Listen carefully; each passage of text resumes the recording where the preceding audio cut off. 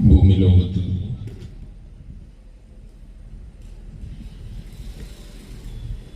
ഈ ഒരു സെക്കൻഡിൽ മാത്രം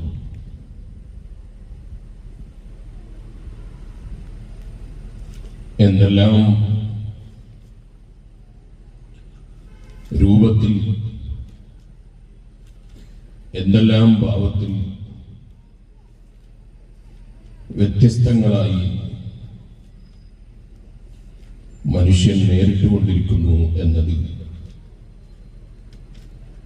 നമുക്ക് ചിന്തിക്കാനുള്ള ഏറ്റവും വലിയ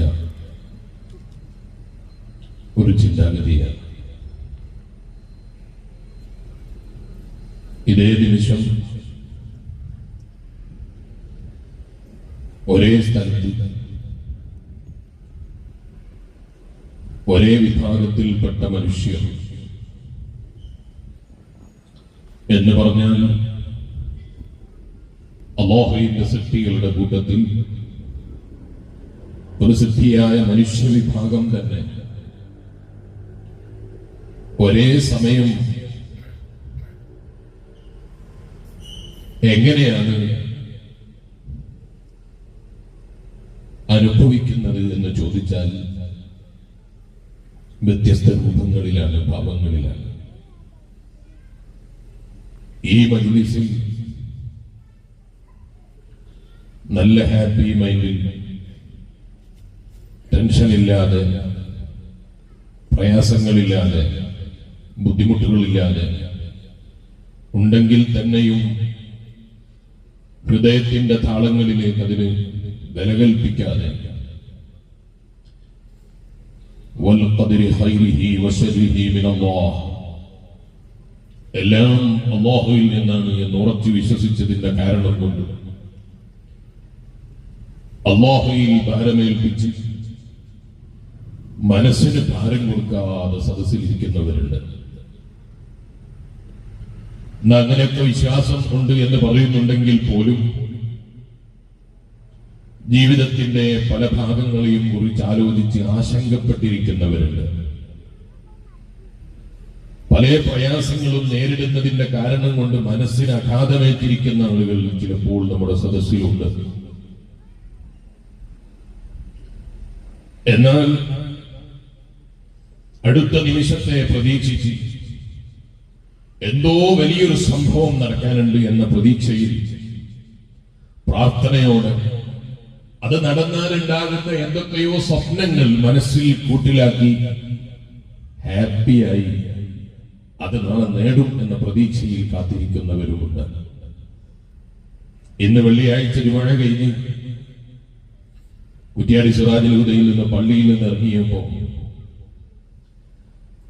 നിസ്കാരം കഴിഞ്ഞ് പള്ളിയുടെ ഉള്ളിൽ നിന്ന് ഇറങ്ങാൻ നിൽക്കുമ്പോ ബാപ്പനോട് സംസാരിച്ച ഒരാള് വണ്ടിയിൽ കയറാൻ നിൽക്കും എന്റെ അടുത്ത് വന്നിട്ട് എന്നോട് പറഞ്ഞു, ബാപ്പനോട് പറഞ്ഞിട്ടില്ല, ബാപ്പനോട് എങ്ങനെയാണ് അവതരിപ്പിക്കേണ്ടത് എന്ന് മനസ്സിലായിട്ടില്ല, നാളെ ഭയങ്കരമായൊരു സ്വപ്നം പ്രതീക്ഷയിലുണ്ട്, അത് നടന്നു കിട്ടണം, നിങ്ങൾ സമയം കിട്ടുമ്പോ ബാപ്പനോട് പറയണം, ദ്വാരക്കാൻ വേണ്ടി ഏൽപ്പിക്കണം, പോകുന്ന സദസ്സിലൊക്കെ ദ്വാരക്കണം എന്ന് പറഞ്ഞപ്പോ ഞാൻ അയാളെ മുഖത്ത് നോക്കി. എത്ര പ്രതീക്ഷയിലാണ് അയാൾ ആ പ്രാർത്ഥന കൊണ്ട് പറയുന്നത്. അല്ലാഹു അദ്ദേഹത്തിന്റെ ഹൈറായ ഉദ്ദേശങ്ങൾ നമ്മുടേതും അവരുടേതൊക്കെ അല്ലാഹു പൂർത്തീകരിച്ചു തരട്ടെ. ഞാൻ പറഞ്ഞു വന്നത്, മനുഷ്യന്റെ മനസ്സിൽ എന്തെല്ലാം സ്വപ്നങ്ങളും പ്രതീക്ഷകളും എന്തെല്ലാം ബുദ്ധിമുട്ടുകളുമാണ് ഒരേ സമയം മനുഷ്യൻ അനുഭവപ്പെട്ടുകൊണ്ടിരിക്കുന്നത്. തൊട്ടടുത്തിരിക്കുന്നവന്റെ മുഖത്ത് നോക്കി ചിരിക്കുന്നുണ്ടെങ്കിൽ പോലും ഹൃദയത്തിന്റെ ഉള്ളിൽ അവൻ വെച്ചുപൂട്ടിയിരിക്കുന്ന എന്തൊക്കെയോ സ്വപ്നങ്ങളും അല്ലെങ്കിൽ എന്തൊക്കെയോ ആശങ്കകളും എന്തൊക്കെയോ പ്രയാസങ്ങളും അവൻ കെട്ടിപ്പൂട്ടിയിട്ട് ഇങ്ങനെ ഇരിക്കുകയാണ്. നമ്മളെ സദസ്സിൽ അങ്ങനെ എല്ലാവരും കെട്ടിപ്പൂട്ടിയിരിക്കുകയാണെന്നൊന്നും ഞാൻ പറഞ്ഞതിന് അർത്ഥമല്ല. ഞാൻ മനുഷ്യന്റെ രൂപത്തെ കുറിച്ച്, മനുഷ്യന്റെ ചിന്തകളെ കുറിച്ച് പറയാം. എയർപോർട്ടിലേക്ക് പോയാൽ ഫ്ലൈറ്റ് ഡിപ്പാർച്ചറിന് വേണ്ടി ഫ്ലൈറ്റിലേക്ക് കയറാൻ വേണ്ടി നിൽക്കുന്ന ഒരു വിഭാഗത്തെ ഇങ്ങനെ പ്രതീക്ഷയോടെ കാത്തിരിക്കുന്നത് കാണാം. അവരുടെ മുഖത്തേക്ക് നോക്കിയാൽ ഒരു വിഭാഗം എന്തോ ലോട്ടറി അടിച്ചതുപോലെ ഫ്ലൈറ്റിൽ കയറാൻ വേണ്ടി പ്രതീക്ഷയിലാണ്. നാളെ അവിടെ എത്തിയിട്ട് വേണം എന്തോ ഒപ്പിട്ട് കൊടുക്കാൻ, അതുകൊണ്ട് എന്തൊക്കെയോ കിട്ടാനുണ്ടായിരുന്നു. എന്നാ ഒരു വിഭാഗം പഠിച്ചവന്റെ ഒരു മാസത്തെ ലീവിന് വന്നിട്ട് എങ്ങനെയാണ് ഒരു മാസം അല്ലെങ്കിൽ 15 ദിവസം അല്ലെങ്കിൽ 10 ദിവസം നമ്മളിൽ നിന്ന് കഴിഞ്ഞു പോയതിൽ അറിഞ്ഞിട്ടില്ല. ആകെ വർഷത്തിൽ കുടുംബത്തോടൊപ്പം ചെലവഴിക്കാൻ വേണ്ടി കിട്ടുന്ന ആ ഒരു ദിവസം 15 ദിവസം. ഞാൻ ജോലി ഏറ്റെടുക്കുന്ന സമയത്ത് അവരെന്നോട് പറയുമ്പോ അൽഹംദുലില്ലാ വർഷത്തിൽ 15 കിട്ടുന്നുണ്ടല്ലോ അല്ലെങ്കിൽ 30 കിട്ടുന്നുണ്ടല്ലോ എന്ന വലിയ പ്രതീക്ഷയിലാണ് ഞാൻ ആ ദിവസത്തെ അംഗീകരിച്ചത്. ഇപ്പൊ ഫ്ലൈറ്റിൽ കയറാൻ നിൽക്കുമ്പോ വീട്ടിൽ നിന്ന് ഇറങ്ങുമ്പോ കരഞ്ഞ കുട്ടിയുടെ മുഖം ഓർമ്മ വരുമ്പോ ആ 30 ദിവസം ഒരു 30 സെക്കൻഡിന്റെ സുഖം പോലും എനിക്ക് അനുഭവിക്കാൻ കഴിഞ്ഞില്ലല്ലോ എന്ന വേദനയിൽ ഇനി എപ്പോഴാണ് വന്നേ ഞാൻ എന്റെ നാട്ടിലേക്ക് തിരിച്ചു വരുന്നത്, ഇനി എപ്പോഴാണ് ഞാൻ ഈ നാട്ടിലേക്ക് വരാൻ കഴിയുന്നത് എന്ന ആശങ്കയിലും ഇനി അതിന്റെ പ്രയാസവും വീട്ടിൽ നിന്ന് ഇറങ്ങിയതിന്റെ ബുദ്ധിമുട്ടും ഉമ്മാന്റെ മുഖം ഓർക്കുമ്പോൾ ആ ഉമ്മാനെ ഒന്ന് മുഖത്ത് നോക്കിയിരിക്കൽ വലിയ പുണ്യമാണെന്ന് അഷ്റഫുൽ ഖൽഖ് മുഹമ്മദുർ റസൂലുള്ളാഹി സ്വല്ലല്ലാഹു അലൈഹി വസല്ലം തങ്ങൾ പറഞ്ഞിട്ടുണ്ട്. 30 ദിവസം കിട്ടിയിട്ട് ആ ഉമ്മാന്റെ മുഖത്ത് വേണ്ടതുപോലെ നോക്കാൻ സമയം കിട്ടിയിട്ടില്ല. മൊബൈൽ ഫോണിൽ എന്റെ ജോലിയുടെയും അധ്വാനത്തിന്റെയും തിരക്കിനിടയിൽ ആ പിഞ്ചു പൈതൽ എന്നെ വിളിച്ചിട്ട് ബാപ്പാന്നോ അല്ലെങ്കിൽ ഉപ്പാന്നോ അല്ലെങ്കിൽ കുഞ്ഞിപ്പാന്നോ എന്തെങ്കിലും വിളിച്ചിരുന്ന ആ സ്നേഹത്തിന്റെ വാക്യം ഒഴുകുമ്പോ എങ്ങനെയെങ്കിലും ഒന്ന് നാട്ടിലെത്തണമെന്ന് കരുതിയിട്ടാണ് ഞാൻ നാട്ടിൽ ഓടിയെത്തിയത്. ഇവിടെ എത്തിയപ്പോ മരിച്ച വീട്, ജനിച്ച വീട്, കല്യാണ വീട്, അതുപോലെ നാട്ടിൽ ഇതുപോലെയുള്ള നല്ല നല്ല പരിപാടികൾ, അങ്ങനെയൊക്കെ ആയിട്ട് സമയം എങ്ങനെയാണ് കഴിഞ്ഞു പോയതെന്ന് അറിയില്ല. കുട്ടിയുടെ കൂടെ വേണ്ടതുപോലെ സമയം ചെലവഴിക്കാൻ സാധിച്ചില്ലല്ലോ. ഇങ്ങനെ ഒരു മനസ്സിന്റെ ആശങ്കകളും പ്രയാസങ്ങളും വിഷമങ്ങളും നാട്ടിൽ നിന്ന് പിരിയുന്നതിന്റെ വേദനയൊക്കെ ആയിട്ടിരിക്കുന്ന ഒരു വിഭാഗം അവരിങ്ങനെ ഫ്ലൈറ്റിൽ ലാൻഡ് ചെയ്യാൻ വേണ്ടി അടുത്ത നാട്ടിലേക്ക് ഫ്ലൈറ്റിൽ കയറി പറക്കാൻ വേണ്ടി കാത്തിരിക്കുമ്പോ ഇറങ്ങി വന്ന ഫ്ലൈറ്റിൽ നിന്ന് കുറെ ചിരിച്ച മുഖങ്ങളുമായി കുറെ ആളുകൾ ഇറങ്ങി വരികയാണ്. അവരെന്തിനാണ് വരുന്നത്? ഒരു മാസത്തെ ലീവിന് വേണ്ടി വരികയാണ്.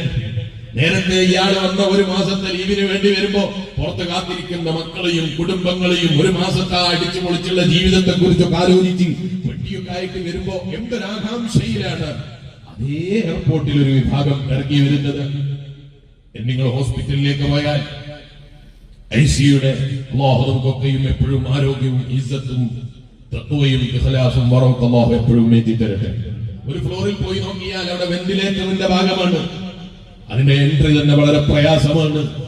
ആ എൻട്രി കിട്ടാത്തതിന്റെ പേരിൽ സ്വന്തം മകനെ, സ്വന്തം മകളെ, സ്വന്തം ബാപ്പനെ, സ്വന്തം ഉമ്മനെ, സ്വന്തം ഇഷ്ടപ്പെട്ടവരെ, സ്വന്തം ഭർത്താവിനെ അവസാനമായി എന്താകുമെന്നറിയാതെ പ്രതീക്ഷ മുറിപ്പിച്ച് ഡോക്ടർമാര് എന്താകുമെന്നറിയാതെ 24 hours കഴിയണം, 48 hours കഴിയണം, 4 ദിവസം കഴിയണം എന്തെങ്കിലും പറയണമെങ്കിൽ ഇപ്പൊ ഒന്നും പറയാൻ കഴിയില്ല, ഒരിക്കലും പറയാൻ കഴിയില്ല. പക്ഷെ ഡോക്ടർമാര് ചിലപ്പോ അവരുടെ തടി ഉരാൻ വേണ്ടി അങ്ങനെയുള്ള ചില കൈകളൊക്കെ മുൻകൈകളൊക്കെ അവരെടുക്കും. ഇപ്പൊ സ്വാഭാവികമായി ചിലപ്പോൾ ഡോക്ടർമാർക്ക് രോഗം പെട്ടെന്ന് മനസ്സിലാക്കാൻ സാധിച്ചില്ലെങ്കിൽ ആദ്യം എടുക്കുന്ന പണി ഇവരെ ഒന്ന് ശരിയാക്കി അവിടെ വെക്കലാണ്. കാരണം കൊണ്ടുവരുമ്പോ തന്നെ നിങ്ങൾക്ക് എന്തെങ്കിലും തകരാറുണ്ട് എന്ന് വരുത്തി തീർത്താൽ പിന്നെ കുടുംബക്കാരെ കൈ നേരെ വരൂലോ എന്ന പ്രതീക്ഷയിൽ ആദ്യം തന്നെ പറയും 48 hours അതിന് ഒരു കാര്യവും പറയാൻ പറ്റൂല. അല്ലെങ്കിൽ ആർക്കാ പറയാൻ പറ്റുന്നത്? ഒരു രോഗമില്ലാത്തവന്റെ കാര്യം ഇപ്പൊ പറയാൻ പറ്റുമോ? 48 hours പോയിട്ട് ഒരു രോഗമില്ലാത്ത, ഒരു പ്രയാസമില്ലാത്ത, ഒരു വിഷമമില്ലാത്തവന്റെ കാര്യം ഇപ്പൊ പറയാൻ കഴിയും? 48 hours പോയിട്ട് അടുത്ത നിമിഷം ഉണ്ടാകുമെന്ന് പറയാൻ കഴിയും? ഇപ്പൊ ഞാൻ വരുമ്പോ എന്റെ വണ്ടിയിലുണ്ടായിരുന്നവർ എന്നോട് പറഞ്ഞു, ഒരാൾ കുളിക്കാൻ വേണ്ടി കയറിയതാണ്, ഒരു കുഴപ്പമില്ല, കുളിച്ച് തലയൊക്കെ തോന്നി പുറത്തേക്ക് ഇറങ്ങി അറ്റാ കൈവച്ചു എന്നാ പറയുന്നത്. അല്ലാഹു പെട്ടെന്നുള്ള മരണങ്ങളിൽ നിന്നൊക്കെ നമ്മളെല്ലാവരെയും കാത്തിരക്ഷിക്കട്ടെ. അതിന് ഡോക്ടർമാരെ സീറ്റ് വേണോ?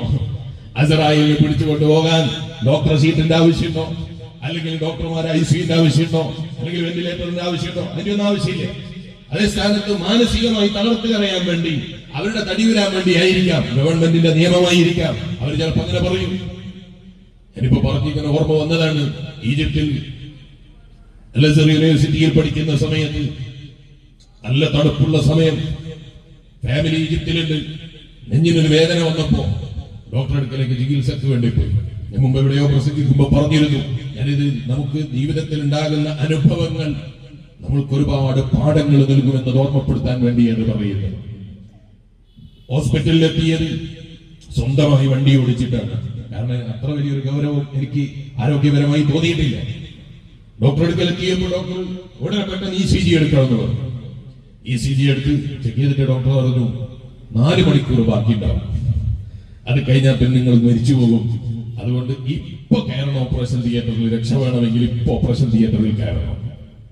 അപ്പൊ ഞാൻ അയാളോട് പറഞ്ഞു 4 മണിക്കൂറുണ്ടല്ലോ, ബേജാറാകാനായിട്ടില്ല, ഞാൻ വണ്ടി ഓടിച്ചു വന്നതാണ്, അത്ര വലിയ ഗൗരവം എനിക്ക് തോന്നിയിട്ടില്ല. അപ്പൊ ഇയാള് ദേഷ്യം പിടിച്ചു, ഞാനോ ഡോക്ടർ നിങ്ങളോ ഡോക്ടർ ഞാനും അല്ല നിങ്ങളും അല്ല, പഠിച്ചോന്ന് പറഞ്ഞ ഒരാളുണ്ട്, അവനെയാണ് വിശ്വസിക്കേണ്ടത്, എനിക്ക് പേടിയില്ലാന്ന്. അങ്ങനൊക്കെ പറഞ്ഞാലും ഉള്ളിൻ്റെ ഉള്ളിൽ ഒരു പേടിയില്ലാതെ ഇരിക്കൂലല്ലോ, ഞാൻ പറയേണ്ടില്ലല്ലോ. അങ്ങനെ ഞാൻ വീട്ടിൽ ഹോസ്പിറ്റലിൽ നിന്ന് പുറത്തേക്ക് ഇറങ്ങാൻ നിൽക്കുമ്പോൾ ഇയാൾ പുറത്തു പോകാൻ പറ്റൂല. പുറത്തു പോകണമെങ്കിൽ ഞങ്ങൾ ഹോസ്പിറ്റലിൽ 4 മണിക്കൂറേ ജീവനോടെ ബാക്കിയാകൂ എന്ന് പറഞ്ഞിട്ടുണ്ടെന്നും എന്തെങ്കിലും പറ്റിപ്പോയാൽ ഞങ്ങൾ ആരും ഹോസ്പിറ്റലിൽ അധികൃതരോ ഡോക്ടർമാരോ ഉത്തരവാദിയല്ലെന്ന് വെള്ള പേപ്പറിൽ എഴുതി ഒപ്പിട്ട് തരണം. ഞാൻ തന്നെ അല്ലേ ഇങ്ങോട്ട് വന്നത്, ഇയാൾ വെച്ചു കൊണ്ടുവന്നല്ലോ. അവസാനം അയാളെ വെള്ള പേപ്പറിൽ എഴുതി ഒപ്പിട്ട് കൊടുത്തു. ഉടനെ വാപ്പനെ ഫോണിൽ വിളിച്ചിട്ട് വാപ്പനോട് പറഞ്ഞു, ഇങ്ങനെയാണ് എന്നോട് പറയുന്നത്. എന്നോട് ചോദിച്ചു, നിനക്കെന്താണ് ഫീൽ ചെയ്യുന്നത്? എനിക്ക് അങ്ങനെയൊന്നും ഫീൽ ചെയ്യുന്നില്ല, ബാക്കി അല്ലാഹുവിന്റെ അടുക്കലാണ്, എനിക്കൊന്നും തോന്നിയിട്ടില്ല. വാപ്പ ചോദിച്ചു, ഗവൺമെന്റ് ഹോസ്പിറ്റലാണോ? അല്ല, പ്രൈവറ്റ് ഹോസ്പിറ്റലിലാണോ? ഞാൻ പറഞ്ഞു, പ്രൈവറ്റ് ഹോസ്പിറ്റലാണ്. ഗവൺമെന്റ് ഹോസ്പിറ്റൽ ഏതെങ്കിലും പരിചയത്തിലുണ്ടോ അവിടെ? ഞാൻ പറഞ്ഞു, ഉണ്ട്. ആനായ ഹുസൈൻ റളിയല്ലാഹു അൻഹുവിന്റെ പേരിൽ മുസ്തശ്ഫൽ ഹുസൈൻ എന്ന പേരിൽ ഇവിടെ ഒരു ഹോസ്പിറ്റലുണ്ട്, അങ്ങോട്ട് കടക്കാൻ കഴിയുമെന്ന് എനിക്കറിയില്ല, ഭയങ്കര തിരക്കായിരിക്കും. അപ്പൊ അവർക്കൊന്ന് അവിടെ പോയിട്ടൊന്ന് ഡോക്ടറെ കാണിക്കുന്നതിന്റെ മുമ്പ് സംസം വെള്ളത്തിൽ ഇന്നതൊക്കെ മന്ത്രിച്ചിട്ട് സ്വന്തം ഒന്ന് കുടിച്ചിട്ട് പോയാൽ മതി എന്ന് പറഞ്ഞു. സംസം വെള്ളം എടുക്കാൻ വേണ്ടി വീട്ടിൽ പോയി വെള്ളം എടുത്ത് മന്ത്രിച്ച് സ്വന്തം കുടിച്ച് ഹോസ്പിറ്റലിലേക്ക് പോയി. ഹോസ്പിറ്റലിൽ ചെന്നപ്പോൾ ഡോക്ടർ ECG എടുക്കാൻ വേണ്ടി പോകുന്നതിന് മുമ്പ് ഷീറ്റ് കൊടുത്തപ്പോ ഡോക്ടർ ആദ്യം ഷീറ്റ് നോക്കിയിട്ട് ഒരു ചിരിയാണ്, 4 മണിക്കൂർ കഴിഞ്ഞു പോയല്ലോ. 4 മണിക്കൂർ കഴിഞ്ഞു പോയല്ലോ. ഞാൻ അസ്രായേലിന് സമയം കിട്ടിയിട്ടുണ്ടാവില്ല, അന്ത മാശ പറഞ്ഞായിരുന്നു. അത് ഇയാളെ കൊണ്ടുപോയി ECG എടുത്തപ്പോ എന്റെ പോക്കറ്റിൽ നോക്കുമ്പോ അവിടുത്തെ ഒരു ജുനൈഹ് ഉണ്ടായിരുന്നു. അത് ഈ ടെസ്റ്റ് ചെയ്ത ആള് കണ്ടുപിടിച്ചു. ഈ ഒരു ജുനൈഹ് ഉണ്ടായതിന്റെ പേരിൽ എന്റെ ECG മുഴുവനും തെറ്റിപ്പോയി. അതുകൊണ്ട് തന്നെ ECG കണ്ട ഈ ഡോക്ടർ പേടിച്ചു പോയി. 4 മണിക്കൂറിന് ശേഷം ഇയാൾ ബാക്കി ഉണ്ടാവില്ല, അപ്പൊ ഓപ്പറേഷൻ ചെയ്യണം, നെഞ്ചും കയറണം എന്നൊക്കെയാണ് അയാൾ പറഞ്ഞത്. അൽഹംദുലില്ലാഹ്, അള്ളാഹു രക്ഷപ്പെടുത്തി. ഞാൻ എല്ലപ്പോഴും രക്ഷപ്പെട്ടുകൊള്ളുന്നില്ല, അള്ളാഹു എപ്പോഴാണ് നമുക്ക് കണക്കാക്കിയതെന്ന് അറിയില്ല. അള്ളാഹു എപ്പോഴും ഇസ്സത്തും സലാമത്തും തഖ്വയും അള്ളാഹു നമുക്ക് എല്ലാവർക്കും എത്തി തരട്ടെ. ഞാനിത് പറഞ്ഞത് എന്തിനാണ്? ഇങ്ങനെയാണ് ഡോക്ടർമാര് ചിലപ്പോ പറയാ 4 മണിക്കൂറേ ഉണ്ടാകും, 5 മണിക്കൂറേ ഉണ്ടാകും. അത് കേൾക്കുമ്പോഴേക്ക് പഠിച്ചോനെ ഇനി ഞാൻ 5 മണിക്കൂറല്ലേ ഉണ്ടാകും എന്ന് വിചാരിച്ചിട്ട് ടെൻഷൻ അടിച്ചാൽ ചിലപ്പോ 5 ഉണ്ടാവില്ല, 2 മണിക്കൂറിന് മുമ്പ് ആള് തീർന്നു. അതേ സ്ഥാനത്ത് മാനസികമായി ഒരു ധൈര്യവും മാനസികമായൊരു നമുക്കൊരു കെൽപ്പും ഉണ്ടായാൽ ചിലപ്പോൾ അത്തരം പ്രയാസപ്പെടലുകളിൽ നിന്നും ബുദ്ധിമുട്ടുകളിൽ നിന്നൊക്കെ ഒരു തരണം ചെയ്യാൻ, നമ്മുടെ ആരോഗ്യത്തെ നിലനിർത്താൻ ചിലപ്പോൾ അത് സാധിക്കുമെന്നാണ് ഞാൻ പറഞ്ഞതിന്റെ ചുരുക്കം. ഡോക്ടർമാരല്ലേ ഇവിടെ ജീവൻ തരുന്നവൻ, അതുപോലെ ആരോഗ്യം തരുന്നവൻ ഡോക്ടർമാരല്ല, വൈദ്യന്മാരല്ല, മൗലിയന്മാരുമല്ല, തങ്ങന്മാരുമല്ല, ആരുമില്ല. എല്ലാം സൃഷ്ടിച്ചു കൊടുക്കുന്നവനായി ഒരേ ഒരാൾ മാത്രമേ ലോകത്തുള്ളൂ, അവനാണ് ഖാലിഖായ അല്ലാഹ്. ഡോക്ടർമാരെ കാരണങ്ങളായിരിക്കാം, അമ്പിയാക്കളെ കാരണങ്ങളായിരിക്കാം, ഔലിയാക്കളെ കാരണങ്ങളായിരിക്കാം, സയ്യിദന്മാരുടെ പ്രാർത്ഥനയും ഉസ്താദുമാരുടെ മന്ത്രവും അവരുടെയൊക്കെ പ്രാർത്ഥനയൊക്കെ ചിലപ്പോൾ കാരണമായിരിക്കാം. അത് ചിലപ്പോൾ സ്വന്തം ഉമ്മാന്റെ ദുആയായിരിക്കാം, ആരുടെ ദുആയാണെന്ന് പറയാൻ അറിയില്ല.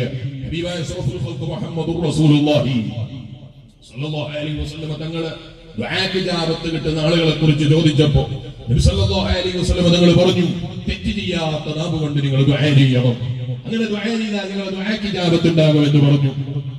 നബി സല്ലല്ലാഹു അലൈഹി വസല്ലം തങ്ങളോട് സഹാബത്ത് ചോദിച്ചു, ഹബീബായ നബിയെ, തെറ്റ് ചെയ്യാത്ത നാവ് അങ്ങയുടെ കയ്യിൽ ഉണ്ടാകാം, ഞങ്ങളുടെ കയ്യിൽ അങ്ങനെ തെറ്റ് ചെയ്യാത്ത നാവ് ഉണ്ടാകുമോ എന്ന് ചോദിച്ചപ്പോൾ ഹബീബ് നബി സല്ലല്ലാഹു അലൈഹി വസല്ലം തങ്ങൾ ആ പ്രിയപ്പെട്ട സഹാബത്തിന് കൊടുത്ത മറുപടി എന്താണ് അറിയുമോ? ഓ പ്രിയപ്പെട്ട സഹാബ, എന്റെ നാവ് കൊണ്ട് നിങ്ങൾ ഇതുവരെ തെറ്റ് ചെയ്തിട്ടില്ല, നിങ്ങളുടെ നാവ് കൊണ്ട് ഞാനും തെറ്റ് ചെയ്തിട്ടില്ല. നിങ്ങൾക്ക് വേണ്ടി ഞാൻ നടത്തുന്ന ദുആക്ക് ഇജാബത്താണ്, എനിക്ക് വേണ്ടി നിങ്ങൾ നടത്തുന്ന ദുആക്കും ഇജാബത്താണ്. മറ്റുള്ളവർക്ക് വേണ്ടി നമ്മൾ നടത്തുന്ന പ്രാർത്ഥനകൾ അത് വലിയ ഇജാബത്ത് കിട്ടാൻ കാരണമാണ്. അഷ്റഫുൽ ഖൽഖ് മുഹമ്മദുർ റസൂലുള്ളാഹി സ്വല്ലല്ലാഹു അലൈഹി വസല്ലം വലിയൊരു അനുഗ്രഹമാണല്ലോ ദുആക്ക് ഇജാബത്തുള്ളവരായി മാറുക എന്ന് പറയുന്നത്. ദുആക്ക് ഇജാബത്ത് ഉണ്ടാവുക എന്നത് വലിയൊരു തൗഫീഖാണല്ലോ.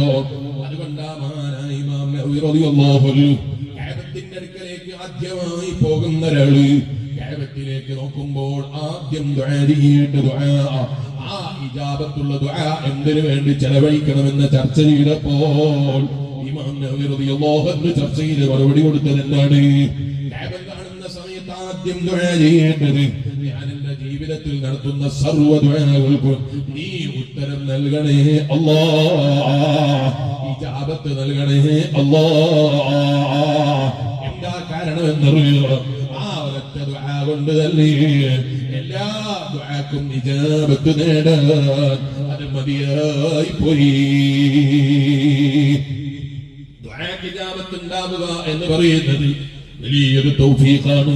അതേ സ്ഥാനത്ത് ഹബീബായ നബി സല്ലല്ലാഹു അലൈഹി വസല്ലം ദുആക്ക് ഇജാബത്ത് കിട്ടുന്ന വലിയ കാരണങ്ങളെ കുറിച്ച് പറയുമ്പോൾ നബി സല്ലല്ലാഹു അലൈഹി വസല്ലം തങ്ങൾ പറഞ്ഞൊരു കാരണം എന്താണ്? മദ്ലൂമിന്റെ ദുആ ഇജാബത്തുള്ള ദുആയാണെന്ന് നബി മുഹമ്മദുർ റസൂലുള്ളാഹി. ആരാണ് മദ്ലൂമ്? ആക്രമിക്കപ്പെട്ടവന്റെ ദുആ ഉണ്ടല്ലോ, ആ ദുആക്ക് ഇജാബത്തുണ്ടെന്ന് നബി മുഹമ്മദുർ റസൂലുള്ളാഹി സല്ലല്ലാഹു അലൈഹി വസല്ലം. എന്താണ് മുസ്ലിയാരെ അക്രമം എന്ന് പറയുന്നത്? ക്രമം തെറ്റിക്കുന്നതിനാണ് അക്രമം എന്ന് പറയുന്നത്. നീ ഒരാളെ മനസ്സുകൊണ്ട് വേദനിപ്പിച്ചെങ്കിൽ, നിന്നെ എന്തെങ്കിലും വാക്കുകൊണ്ട് വേദനിപ്പിച്ചെങ്കിൽ, അയാളെ മനസ്സിനെ നീ എന്തെങ്കിലും കാരണങ്ങൾ കൊണ്ട് പറഞ്ഞു വേദനിപ്പിച്ചെങ്കിൽ, അവരുടെ മനസ്സുകൊണ്ട് വേദനിച്ചുള്ളൊരു ദുആ ഉണ്ടല്ലോ, അത് ഇജാബത്തുള്ള ദുആയാണ്. അതിലാരൊക്കെ പെടും? എല്ലാരും പെടും.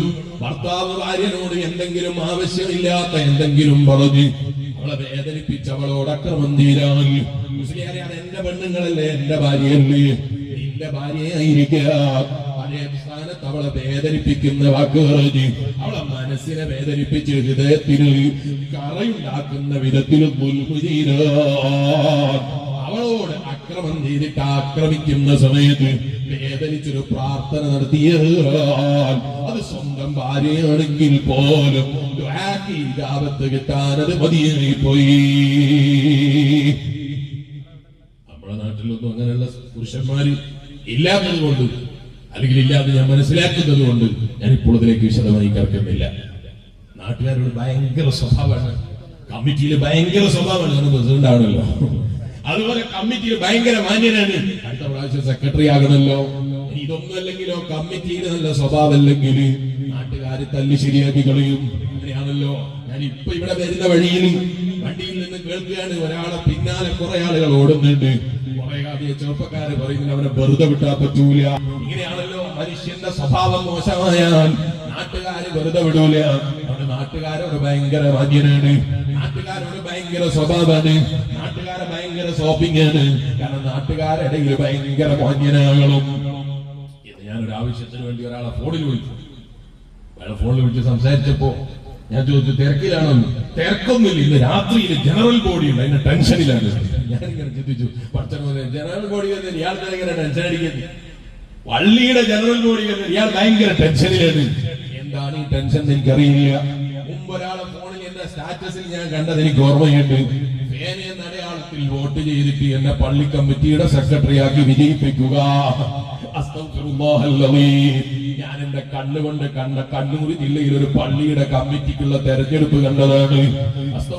ചിലര് വിചാരിച്ചത് പള്ളി കമ്മിറ്റിയുടെ സെക്രട്ടറി ആകാന്ന് പറഞ്ഞാൽ ജനങ്ങൾക്കിടയിൽ ഞെരിയാനുള്ളതാണ് ഇതാണ്, ജനങ്ങൾക്കിടയിൽ വലിയ മാന്യനാകാനുള്ളതാണ് ഇതാണ്, ജനങ്ങൾക്കിടയിൽ ലീഡറാകാനുള്ളതാണ് ഇതാണ്. എന്താ പള്ളി കമ്മിറ്റിയുടെ സെക്രട്ടറിയുടെ ഡ്യൂട്ടി എന്നറിയോ? പ്രസിഡന്റിന്റെ ഡ്യൂട്ടി എന്നറിയോ? ആ പള്ളിയിൽ എവിടെയെങ്കിലും എന്തെങ്കിലും തകരാറുകൾ സംഭവിച്ചാൽ എന്തിനധികം പറയാനാണ്, പള്ളിയുടെ ബാത്റൂമിന്റെ ക്ലീനിങ്ങിന്റെ പോലും അള്ളാഹിനോട് ഉത്തരം പറയേണ്ടത് പള്ളിയുടെ സെക്രട്ടറിമാരാണ്, പള്ളിയുടെ പ്രസിഡന്റുമാരാണ്, പള്ളിയുടെ നേതൃത്വം കൊടുക്കുന്നവരാണ്, മഹല്ല് ഭാരവാഹികളാണ്. മഹല്ല് ഭാരവാഹിയാകുമ്പോ ജനങ്ങളുടെ ഞെളിയാൻ അവസരം ഉണ്ടാകാം. ഇവിടെയുള്ളവരൊക്കെ അങ്ങനെ ഞെളിയാൻ വേണ്ടി ആയതാണെന്ന് ഞാൻ പറഞ്ഞു എന്ന് തെറ്റിദ്ധരിക്കരുത്. അതേ സ്ഥാനത്ത് സ്ഥാനമോഹങ്ങളെ പിന്നീട് പോകുമ്പോ നമ്മളെ ഹൃദയത്തിൽ എപ്പോഴും ഓർമ്മ വേണം. മഹാനായ ഉമർ ഇബ്നുൽ ഖത്താബ് റളിയല്ലാഹു അൻഹു അമീറുൽ മുഅ്മിനീനായി നിയമിക്കപ്പെടുന്ന സമയം ഉമർ ഇബ്നുൽ ഖത്താബ് റളിയല്ലാഹു അൻഹു എത്ര വലിയ ധൈര്യശാലിയാണ്, എത്ര വലിയ ധൈര്യം കാണിക്കുന്നയാളാണ്. 100 ആളുകൾ ഒന്നിച്ചു വന്നാൽ പോലും ഉമർ ഇബ്നുൽ ഖത്താബ് റളിയല്ലാഹു അൻഹുവിന്റെ ധൈര്യത്തിന്റെ മുന്നിൽ പിടിച്ചു നിൽക്കാൻ കൊടുക്കാനുള്ള ധൈര്യം കിട്ടാത്ത ജനങ്ങളായിരുന്നില്ലേ? പക്ഷേ ഭരണം കയ്യിലേക്ക് വരുമ്പോൾ ഉമർ ഇബ്നുൽ ഖത്താബ് റളിയല്ലാഹു അൻഹു കണ്ണിൽ നിന്ന് വെള്ളമൊലിച്ചു പോയി. ഇതെനിക്ക് വേണ്ടതുപോലെ നിർവഹിക്കാൻ സാധിച്ചില്ലെങ്കിലോ? ഉമർ ഇബ്നുൽ ഖത്താബ് റളിയല്ലാഹു അൻഹുവിന്റെ ഹൃദയം പേടിച്ച് വിറച്ചു പോയി.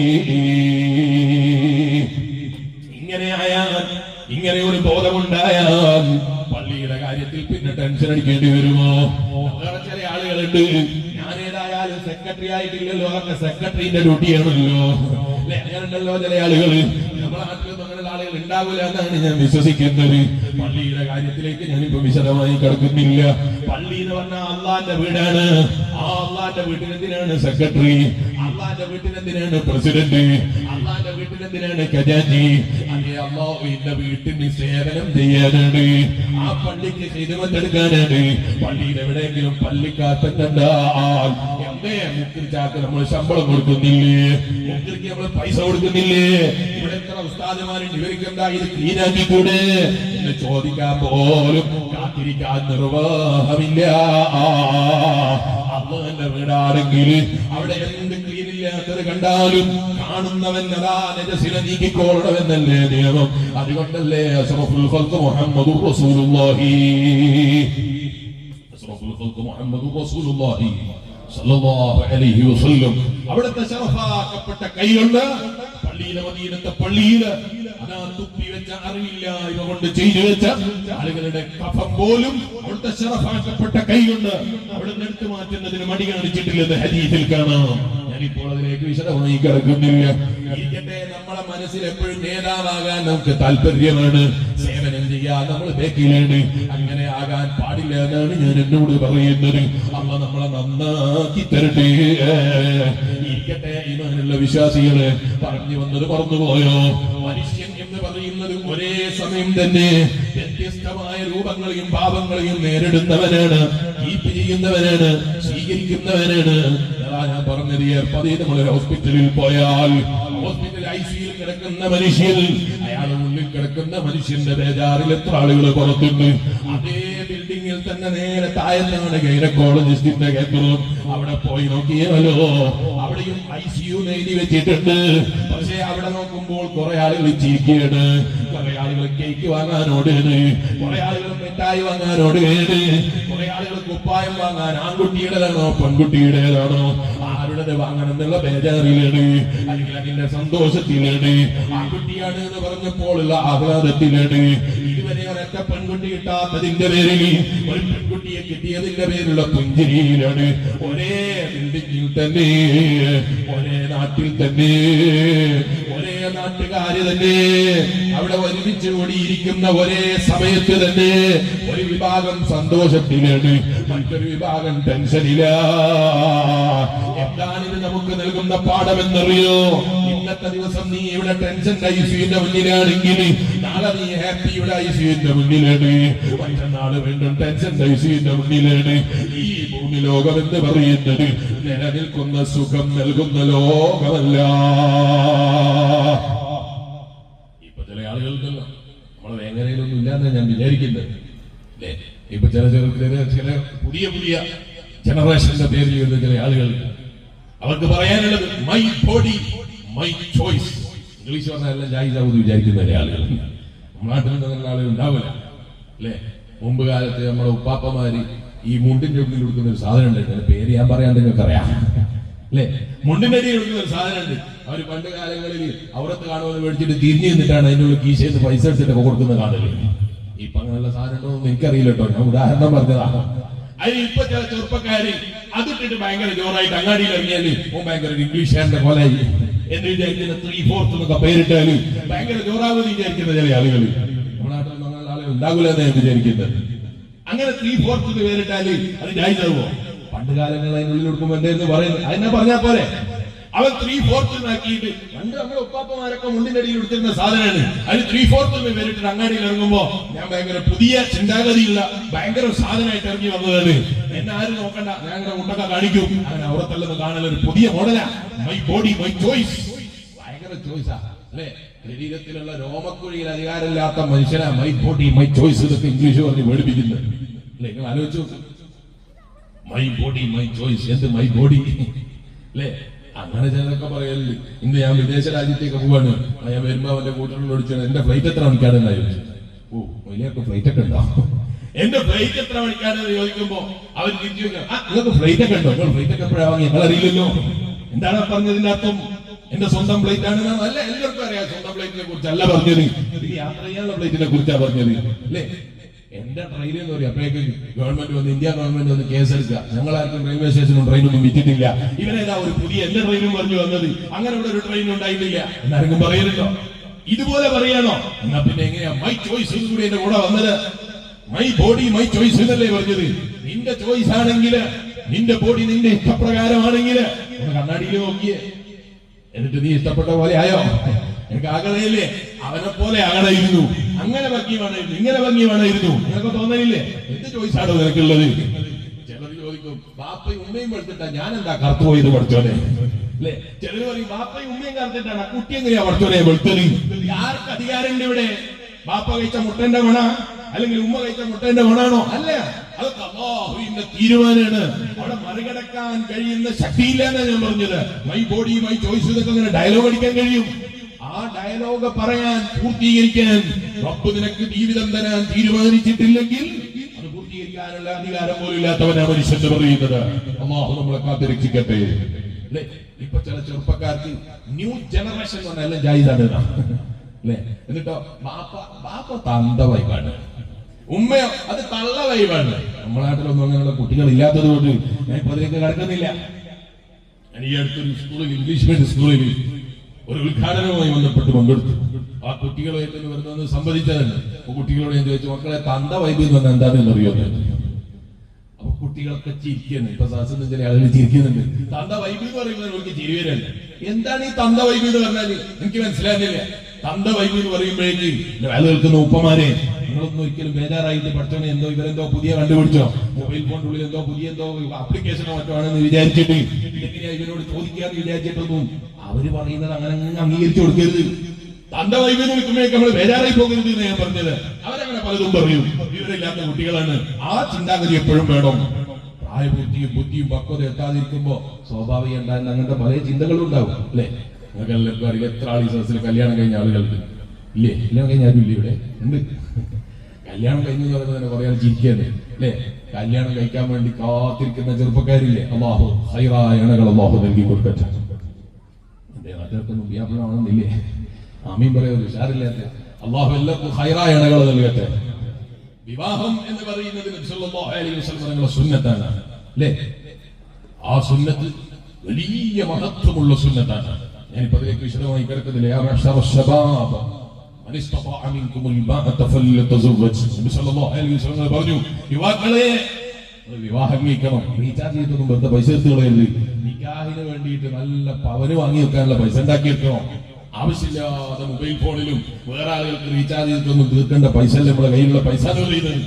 മറിച്ച് അധ്വാനിച്ച് സ്വന്തം ഭാര്യയ്ക്ക് വിവാഹം കഴിക്കുന്ന സമയത്ത് ബാപ്പനോട് ഹെൽപ്പ് ചോദിക്കാതെ ഒരു മഹറെങ്കിലും കൊടുക്കാനുള്ള പണം ഉണ്ടാക്കാനുള്ള മനസ്സ് ചെറുപ്പക്കാരെ നമ്മൾ ഉണ്ടാക്കിയെടുക്കണം. ബാപ്പാന്റെ അടുത്ത് കുറെ എന്റെ വലിയ പിന്നെ ഞാൻ എന്തിനാ ഉണ്ടാക്കുന്നത് എന്നുള്ള ചിന്താഗതി ഉണ്ടാകരുത്. മറിച്ച് ബാപ്പനെ ഡിപ്പെൻഡ് ചെയ്യാതെ എനിക്ക് എങ്ങനെ മഹർ കൊടുക്കാൻ കഴിയുമെന്ന് ചിന്തിക്കുന്ന ചിന്താഗതി ഉണ്ടാകണം. കടം വാങ്ങിയാലും കുഴപ്പമില്ല ബാപ്പനോട്, എന്നാലും ബാപ്പന്റെ അടുത്ത് നിന്ന് വാങ്ങിയിട്ട് കല്യാണം വരെ നട്ടിക്കളയാന്ന് വിചാരിക്കുന്ന പിശുക്കൻ ചിന്താഗതിക്കാരാകരുത്. ഖുർആൻ അല്ലാഹുവിന്റെ ഹബീബ് നബി മുഹമ്മദുർ റസൂലുള്ളാഹി സല്ലല്ലാഹു അലൈഹി വസല്ലം വിവാഹം നമുക്ക് കഥയും അനുവദിച്ചു തരാൻ വേണ്ടി പറയുമ്പോ ബാപ്പാന്റെ അടുത്ത് സ്വത്തിന്റെ വിവാഹം കഴിച്ചോന്നല്ല പറഞ്ഞത്. മറിച്ച് യാ മഅ്ശറ ശബാബ് മൻ ഇസ്തതാഅ മിൻകുമുൽ ബാഅത ഫല്യതസവ്വജ്. വിവാഹം കഴിക്കണം. ഇപ്പൊ അത് പറയുമ്പോ പറയാതിരിക്കാൻ വിവാഹമല്ല. ഇപ്പൊ ചില പെൺകുട്ടികൾക്ക് ഞങ്ങൾക്കും മഹർ കൊടുക്കാനുള്ള ചിന്താഗതി, അങ്ങനെ പറ്റൂല. അതിനോ ആണും പെണ്ണും ഒന്നാണ് എന്ന് പറയുന്ന കുറെ ആളുകൾ. അങ്ങനെ ആണും പെണ്ണും ഒന്നാകല്? നിങ്ങളൊന്ന് ആലോചിച്ച് നോക്കിയേ. ആണും പെണ്ണും ഒരുപോലെയാണ്, ഞങ്ങൾക്ക് ഒരേ ഇക്വാലിറ്റി വേണം. അങ്ങനെ ആണും പെണ്ണിനല്ലോ. ആണുങ്ങൾക്കിടെ തന്നെ ഇക്വാലിറ്റി പറ്റുമോ? ആൺകുട്ടികളും വലിയവരും പ്രായം ഒരുപോലെ അല്ലാത്തവർക്കില്ലേ? എല്ലാവർക്കും ഒരു ഈക്വാലിറ്റി ഉണ്ടാവും. ഉണ്ടെങ്കിൽ നമ്മളെ മോൻ വന്നിട്ട് ചെറിയ 2 വയസ്സ് 1.5 വയസ്സുള്ള കുട്ടി വന്നിട്ട് തീക്കൊള്ളി എടുക്കുമ്പോ ആ കുട്ടി പറയാണ് ഇക്വാലിറ്റി വേണം, നിങ്ങൾ എടുക്കുമ്പോ പിടിച്ചു വെച്ചിട്ടില്ലല്ലോ. അങ്ങനെ ഇക്വാലിറ്റി കൊടുക്കാൻ കഴിയോ? അങ്ങനെ ഇക്വാലിറ്റി പറഞ്ഞിട്ട് ഇസ്ലാമിനെ രണ്ടാക്കി തിരിക്കാന്ന് വിചാരിക്കുന്ന ചില വിവരം കെട്ട ആളുകളുടെ സംസാരം കേട്ടിട്ട് ഒരിക്കലും നമ്മൾ ഇസ്ലാമിനെ തെറ്റിദ്ധരിക്കരുത്. ഇക്വാലിറ്റി എന്ന് പറയുന്നത് ഒരേ ഇക്വാലിറ്റി ഒരു വീട്ടിൽ തന്നെ കൊടുക്കാൻ കഴിയൂല. കഴിയോ? നിങ്ങൾ പറയോ നിങ്ങളെ വീട്ടിൽ എത്ര മക്കളുണ്ട്? 5 മക്കളില്ലേ? അല്ലെ 6 മക്കളില്ലേ? അല്ലെ 3 മക്കളില്ലേ? മൂന്നാക്കും ഒരേ ഇക്വാലിറ്റി കൊടുക്കാൻ കഴിയോ? കഴിയോ? കഴിയുമെന്ന് പറയും ആരെങ്കിലും ഉണ്ടെന്ന് കഴിയൂല. കഴിയൂല. എന്തുകൊണ്ട് കഴിയൂല? ആ കുട്ടി ജനിച്ച കാലത്ത് ഉണ്ടാകുന്ന സാഹചര്യം ആയിരിക്കൂല മൂന്നാമത്തെ കുട്ടി ജനിക്കുമ്പോ. ആയിരിക്കോ? ഒന്നാമത്തെ കുട്ടി ജനിക്കുന്ന സമയത്തുണ്ടായിരുന്ന ആ ഒരു സംവിധാനവും സൗകര്യമാണോ നാലാമത്തെ കുട്ടി ജനിക്കുമ്പോ? 5 കൊല്ലം കഴിയുമ്പോഴേക്ക് കാലം കുറെ മാറിപ്പോയി. അതുകൊണ്ട് അന്ന് കൊടുക്കാത്തതിന്റെ പേരിൽ, അന്ന് ആ സംവിധാനം ഒന്നും ഇല്ലാത്തതിന്റെ പേരിൽ മൂന്നാമത്തെ മോനിക്ക് നാലാമത്തെ മോനിക്ക് ഇന്നത്തെ സൗകര്യം ഒന്നും കൊടുക്കാൻ പറ്റൂല. 5 കൊല്ലം മുമ്പുള്ള സൗകര്യം കൊടുക്കാൻ പറ്റുള്ളൂ. ഇക്വാലിറ്റി വേണം എന്ന് പറയാൻ കഴിയോ? കഴിയില്ല. ഒരു വീട്ടിൽ ഒരു മക്കൾക്കിടയിൽ തന്നെ ഇക്വാലിറ്റി കൊടുക്കാൻ കഴിയില്ല. ആണ് പെണ്ണൊക്കെ അവിടെ നിൽക്കട്ടെ. ലോകം എന്ന് പറയുന്നത് വ്യത്യസ്തതയാണ്. ലോകത്തിന്റെ ഭംഗി എന്ന് പറയുന്നത് മനുഷ്യർക്കിടയിൽ തന്നെയും ആണ് പെണ്ണൊന്നും വെക്കണ്ട. നിങ്ങൾ വെറും മനുഷ്യർക്കിടയിൽ തന്നെ ഒരേ ഇക്വാലിറ്റി ഉണ്ടാകണമെന്ന് പറഞ്ഞാൽ ഇക്വാലിറ്റി ചെയ്യാൻ കഴിയോ? കഴിയൂല. ചിലപ്പോൾ നമ്മളെ മക്കളെ കൂട്ടത്തിൽ അല്ലാഹു നോക്കുകയും നമ്മളെ മക്കൾക്കും പൂർണ്ണമായ ആരോഗ്യം നൽകി അനുഗ്രഹിക്കട്ടെ. എല്ലാ മക്കൾക്കും ഒരേപോലെ നീതി കൊടുക്കാൻ കഴിയോ? കഴിയില്ല. എന്തുകൊണ്ട് കഴിയില്ല? ഒരേപോലെ ആകൂല ചില കുട്ടികൾ ഒരേ വാപ്പാന്റെ മക്കളാണ്. മൂത്ത മകൻ ഭയങ്കര ബിസിനസ്സുകാരനാണ്, രണ്ടാമത്തെ മകൻ ഓൻ മൊയിലേരാണ്, മൂന്നാമത്തെ മകൻ ഓൻ ഡോക്ടറാണ്, നാലാമത്തെ മകൻ ഓൻ എഞ്ചിനീയറാണ്, ആറാമത്തെ മകൻ ഇവരെല്ലാരും ഭരിക്കുന്ന ഒരു പൊട്ടനാണ്. ഇങ്ങനെ ഉണ്ടാകൂലേ? ഇങ്ങനെയും വീട്ടിലുണ്ടാകൂലേ? അതെന്താ? ഒരേ ഉപ്പാന്റെ മോനല്ലേ വലിയരെ. അതുകൊണ്ട് ഇക്വാലിറ്റി വേണമെന്ന് പറഞ്ഞ് സമരം ചെയ്തിട്ട് ഈ 6ാമത്തെ മോന് വാങ്ങിച്ചു കൊടുക്കാൻ കഴിയോ? 5ാമത്തെ മോന് വാങ്ങിച്ചു കൊടുക്കാൻ കഴിയോ? അല്ലെ 8ാമത്തെ മോന് വാങ്ങിച്ചു കൊടുക്കാൻ കഴിയോ? 1ാമത്തെ മോന് അത് കൊടുക്കാൻ പാടില്ല എന്ന് പറയാൻ കഴിയോ? 1ാമത്തെ മോന് പഠിച്ചോൻ എങ്ങനെ കൂടുതൽ ബുദ്ധി കൊടുക്കല്, 2ാമത്തെ മകനെ അല്ലാഹു തആല മൊഴിയാക്കല്, 3ാമത്തെ മോളെന്നെ എങ്ങനെയാക്കി കളയല്? മനുഷ്യ, ഇവിടെ ഇക്വാലിറ്റി എന്ന് പറയുന്നത് ഒരു വീട്ടിൽ തന്നെ കൊടുക്കാൻ കഴിയില്ല എന്ന് ഞാൻ പറയുന്നത്. പിന്നെയല്ലേ ആണ് പെണ്ണ്, ആണും പെണ്ണും ഒക്കെ വ്യത്യസ്ത സ്ഥലങ്ങളിൽ, വ്യത്യസ്ത രൂപങ്ങളിൽ, വ്യത്യസ്ത ഭാവങ്ങളിൽ അത് വ്യത്യാസം ഉണ്ടാകണം. അപ്പോഴേ ലോകത്തിന്റെ ഭംഗി എന്ന് പറയുന്നത്. നിങ്ങൾ ആലോചിച്ച് നോക്ക്, ഒരു നാട്ടിൽ മുഴുവനും പണക്കാര്. എല്ലാവർക്കും ആഗ്രഹമില്ല പണക്കാരാകാൻ? ആർക്കും ആഗ്രഹമില്ലാത്ത ഏകദേശം ആളുകൾക്കും എല്ലാവർക്കും ഉണ്ടാകുന്ന ഒരു ആഗ്രഹം അല്ലെ, ഒരു പണക്കാരനായിട്ട് വേണം ഓനൊന്ന് ശരിയാക്കാൻ, അല്ലെ ഓനോട് ഒരു പകരം വീട്ടാനുണ്ട്. ബാക്കിയൊക്കെ പിന്നെ ഒരു ദിവസമെങ്കിലും പണക്കാരനായ ഓനിക്കൊരു പകരം കൊടുക്കാനുണ്ട്. ഓന്റെ മുന്നിൽ കൂടി എനിക്ക് അങ്ങനെ ഒന്ന് പോകാനും ഇങ്ങനെ ഒന്ന് വരാനൊക്കെ ചിന്തിക്കലില്ലേ? എല്ലാവർക്കും ആഗ്രഹമുണ്ട്. എന്നിട്ട് എല്ലാവർക്കും ഇക്വാലിറ്റി ഉണ്ടായോ? ഈ ഭൂമി ലോകം എന്ന് പറയുന്നത് ഇക്വാലിറ്റിയുടെ ലോകമല്ലേ. ഇവിടെ ആർക്കാണ് ഇക്വാലിറ്റി ചെയ്തു കൊടുക്കാൻ കഴിയുന്നത്? ഭൂമി ലോകം എന്ന് പറയുന്ന സുഖങ്ങൾക്ക് പോലും ഇക്വാലിറ്റി പറയാനില്ലാത്ത ലോകമാണ് അല്ലേ? സുഖം എന്ന് പറയുന്നതിന് ഇക്വാലിറ്റി ഉണ്ടാകൂല. വീട്ടിൽ കല്യാണം നടക്കുകയാണ്, എല്ലാരെയും സന്തോഷം ഒരുപോലെ ഇരിക്കും. വീട്ടിൽ നടക്കേണ്ട കല്യാണം, പുതിയാപ്പളുടെ സന്തോഷം വേറൊന്നാണ്, ഭാര്യന്റെ സന്തോഷം വേറെയാണ്. പുതിയാപ്പളുടെ അനിയന്റെ സന്തോഷം പുതിയാപ്പളുടെ സന്തോഷം പോലെയാവോ? അപ്പൊ ഇക്വാലിറ്റി വേണം എന്ന് പറഞ്ഞ് ശബ്ദം ഉണ്ടാക്കിയ ഇക്വാലിറ്റി ആവോ? പുതിയാപ്പളുടെ ചേട്ടൻ പറയാം എനിക്കും വേണം, ഓനിക്കുള്ള അതേ സന്തോഷം ഇന്ന് വേണം, അങ്ങനെ ഉണ്ടാക്കാൻ കഴിയോ? ഇല്ല. ആ സന്തോഷങ്ങളും എല്ലാം വ്യത്യസ്തമായി ഉണ്ടാകുമ്പോഴാണ് ആ വീട്ടിൽ സന്തോഷം ഉണ്ടാകുന്നത്. ഇരിക്കട്ടെ, ഞാനിപ്പോ അതിലേക്ക് വിശദമായി കിടക്കുന്നില്ല. ഇടയ്ക്ക് ഓർമ്മ വന്നപ്പോൾ പറഞ്ഞു എന്ന് മാത്രം. നിങ്ങൾ ആലോചിച്ച് നോക്ക്, ഇപ്പൊ ചില സ്ത്രീകൾക്ക് നമ്മളെ നാട്ടിൽ നിന്നുള്ള സ്ത്രീകൾ ഉണ്ടാകൂല. അവര് പുരുഷന്മാരെ പോലെ തന്നെ ഞങ്ങൾക്ക് എന്താ ആയാലും ഒന്നുമില്ല. പുരുഷനെ പോലെ ആകുകയാണെങ്കിൽ ആദ്യം പ്രസവം നിർത്തേണ്ടി വരും അല്ലേ? പ്രസവം ഉണ്ടാകൂല. പിന്നെ പുരുഷനില്ലാത്ത പല ഗുണങ്ങളും സ്ത്രീകൾക്കുണ്ട്. അത് ഒഴിവാക്കാൻ കഴിയോ? എന്റെ മകൻ, എനിക്ക് 3 കുട്ടികൾ, 4 കുട്ടികളാണ്. വീട്ടിൽ നിന്ന് ഇറങ്ങുമ്പോൾ എന്നോട് ഭാര്യ പറയും ഇക്വാലിറ്റി വേണോ? ഇന്ന് ഞാനാ വേദന പറഞ്ഞു. നിങ്ങൾ കുട്ടികളെ നോക്കും, എത്ര മിനിറ്റ് നടക്കും? പുരുഷൻ എത്ര മിനിറ്റ് നടക്കും? ഒരു പുരുഷൻ 4 കുട്ടികളോ 5 കുട്ടികളോ ഉണ്ടെങ്കിൽ ഒരു ദിവസം നോക്കിയാൽ 2ാമത്തെ ദിവസങ്ങളോട് പറയും എനിക്ക് എന്ത് വേണമെങ്കിലും ഞാൻ തരാം, ദയവ് ചെയ്തിട്ടൊന്ന് സഹകരിക്കണം. ഇതെന്നെ കൊണ്ട് കഴിയൂല. പോയിട്ട് ഒരു കട്ടൻ ചായ ഉണ്ടാക്കാൻ പോലും സ്വന്തം വീട്ടിൽ കഴിയൂല. ചിലപ്പോ വിദേശത്താണെങ്കിൽ കഴിയും, സ്വന്തം വീട്ടിൽ നിന്ന് കഴിയൂല. കാരണം പുരുഷൻ എന്ന് പറയുന്നത്, പുരുഷന്റെ മനസ്സ് അത് വ്യത്യസ്തമാണ്. അത് പെണ്ണിനത് സാധിക്കും. പെണ്ണിന് സാധിക്കുന്നത് പലതും പുരുഷന് സാധിക്കൂല. പുരുഷന് സാധിക്കുന്നത് പലതും പെണ്ണിന് സാധിക്കൂല. ഇങ്ങനെയാണ് അല്ലാഹു ലോകത്തെ സൃഷ്ടിച്ചു വെച്ചിരിക്കുന്നത്. ആ ഒരു വ്യത്യസ്തതയാണ് ലോകത്തിന്റെ ഭംഗി എന്ന് പറയുന്നത്. അതുകൊണ്ടാണ് ലോകം ഇങ്ങനെ നിലനിന്ന് പോകുന്നത്. പണക്കാരൻ വേണം, പാവപ്പെട്ടവൻ വേണം, ഇടത്തരക്കാര് വേണം, തൊഴിലാളികൾ വേണം, മുതലാളിമാര് വേണം, ഒക്കെ വേണം. ഉസ്താദുമാരും വേണം, ശിഷ്യന്മാരും വേണം, അതുപോലെ ഒരു ഭാഗത്ത് എഞ്ചിനീയർമാര് വേണം, ഡോക്ടർമാര് വേണം, IAS ഉദ്യോഗസ്ഥന്മാര് വേണം. ഒക്കെ കൂടി ഒന്നിച്ചുണ്ടാകുമ്പോഴാണ് ഒരു ലോകത്തിന് നിലനിൽപ്പുണ്ടാകുന്നത്. എല്ലാറ്റിനും ഇക്വാലിറ്റി ഉണ്ടാക്കിയിട്ട് ലോകത്തെ അങ്ങ് ശരിയാക്കി കളയെന്ന് വിചാരിക്കുന്ന പരിപാടി ഉണ്ടല്ലോ, ഒരു കാലത്തും നടക്കൂല. പിന്നെന്തിനാ ചില ആളുകൾ സ്ത്രീകൾക്ക് ഈക്വാലിറ്റി വേണം എന്ന് പറഞ്ഞ് പ്രസംഗിച്ച് നടക്കുന്നത് എന്നറിയോ? ഓ എന്നെ വേല കേൾക്കുന്ന പെങ്ങന്മാരെ, നിങ്ങൾക്ക് ഇക്വാലിറ്റി വാങ്ങിച്ചു തരാനാണെന്ന് കരുതിയേക്കരുത്. അങ്ങാടിയിൽ നിങ്ങളെ വലിച്ചിട്ടിട്ട് അങ്ങാടി തെരുവിലേക്ക് വലിച്ചിറക്കിയിട്ട് ആർക്കും വേണ്ടാത്തൊരു സാധനമാക്കി നിങ്ങളെ ചിത്രീകരിക്കാനാ ഇതാഗ്രഹിച്ചിരുന്നു. ആരെന്നറിയോ? അബൂജഹൽ എന്ന് പറയുന്ന ഈ ലോകം കണ്ട ഏറ്റവും വലിയ അധികാരി. യുദ്ധത്തിൽ പോലും പെണ്ണിനെ എന്തിനാണ് ഉപയോഗപ്പെടുത്തിയത് എന്നറിയോ? ഹറാമായ വ്യഭിചാരത്തിന് പോലും ഉപയോഗപ്പെടുത്താൻ.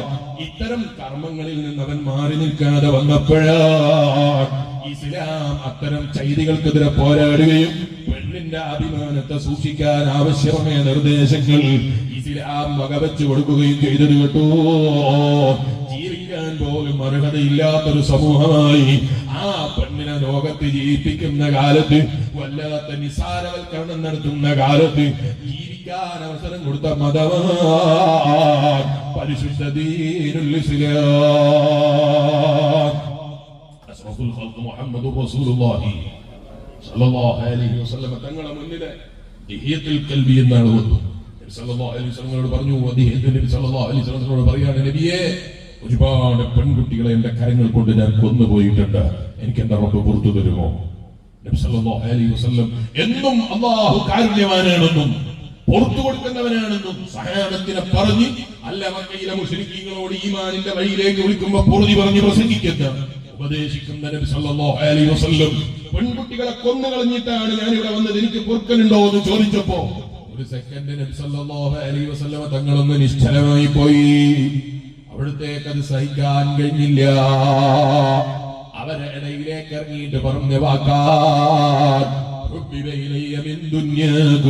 ഓ എന്റെ പ്രിയപ്പെട്ട സ്വഹാബ, എനിക്ക് ഏറ്റവും ഭൂമി ലോകത്ത് ഇഷ്ടപ്പെടുന്ന ഒരു കാര്യമുണ്ട്. അതെന്താണെന്ന് അറിയുമോ?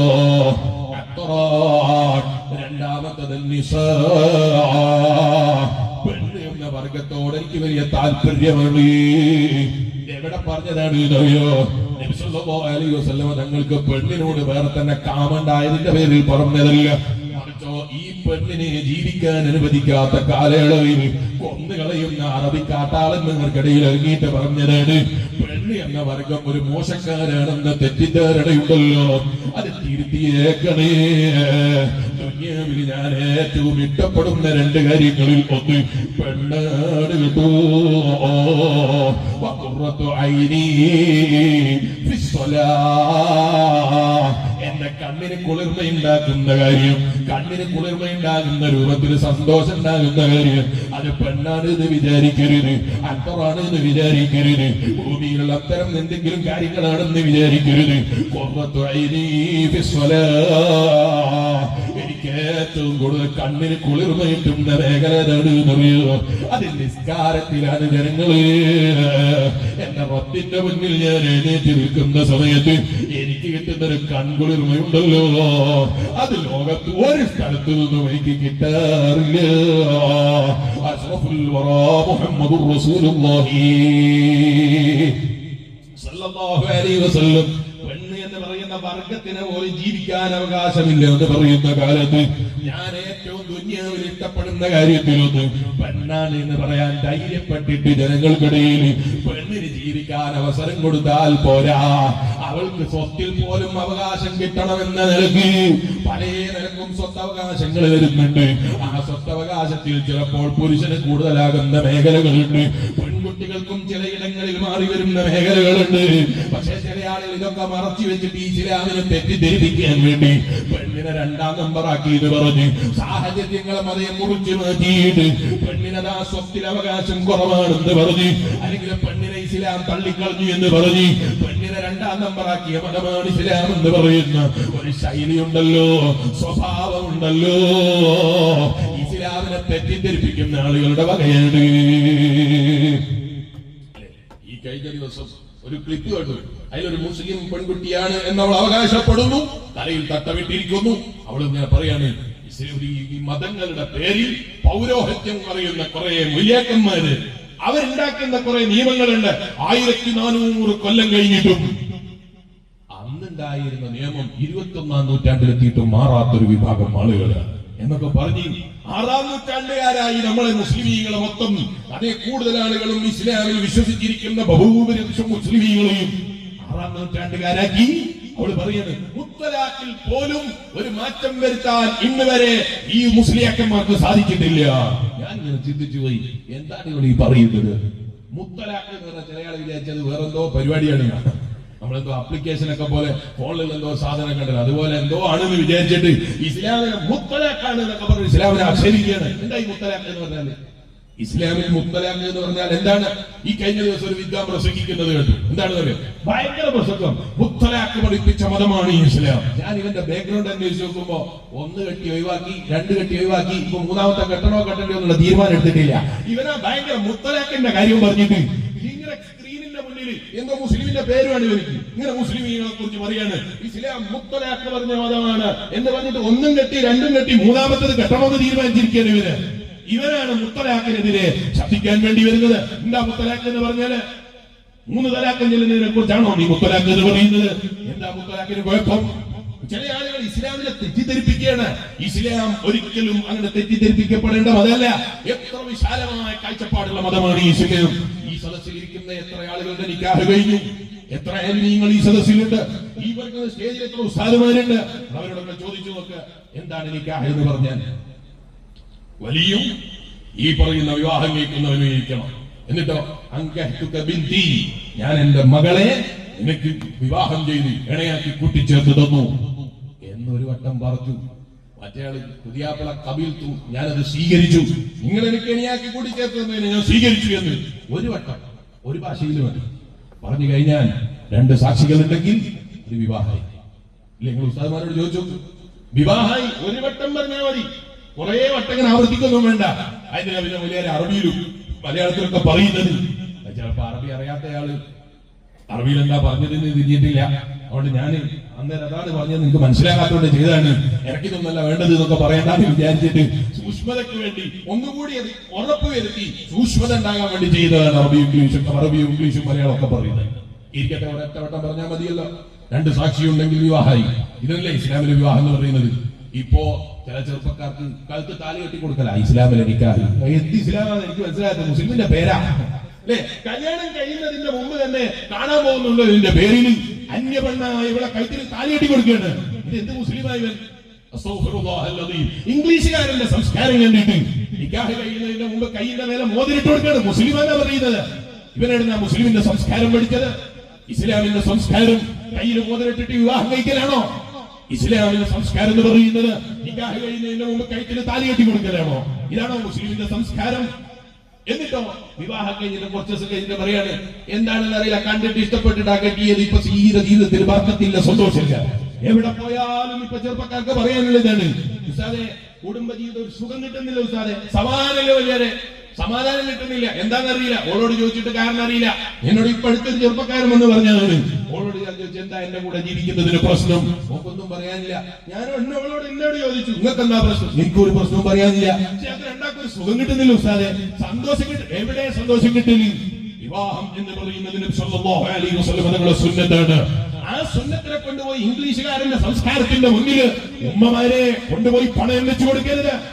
അതിന് ഉമ്മമാർക്ക് ഭയങ്കര ജോറാണ്. എന്റെ മോൻ വ്യാഴം കഴിക്കുമ്പോ അവൻ കൊണ്ടുപോയിട്ട് അവളെ കഴുത്തിൽ നിക്കാഹിന്റെ മുമ്പ് തന്നെ 10 പവനാ ഇട്ടുകൊടുത്തത്. ഇത് അഭിമാനം പറയണമെന്ന് വിചാരിക്കുന്ന ഉമ്മമാരായി.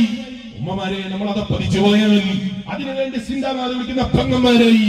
ഓ പെങ്ങന്മാരെ, നമ്മളത് പതിച്ചു പോയാൽ ഇസ്ലാമിലെ നിക്കാഹിന്റെ ഏറ്റവും വലിയ കാർമികത്വം നടക്കുന്നതിന്റെ മുമ്പ് ഹറാമായ ടച്ചിങ് അവർക്ക് അനുവദിച്ചു കൊടുക്കുന്ന ഉമ്മയും പെങ്ങളുമായിട്ട് നമ്മൾ മാറിപ്പോകരുത്. ഏറ്റവും വലിയ നിക്കാഹ് എന്ന് പറയുന്ന കർമ്മം, ആ കർമ്മാണ് നിക്കാഹ്. അതാണ് വിവാഹം എന്ന് പറയുന്നത്.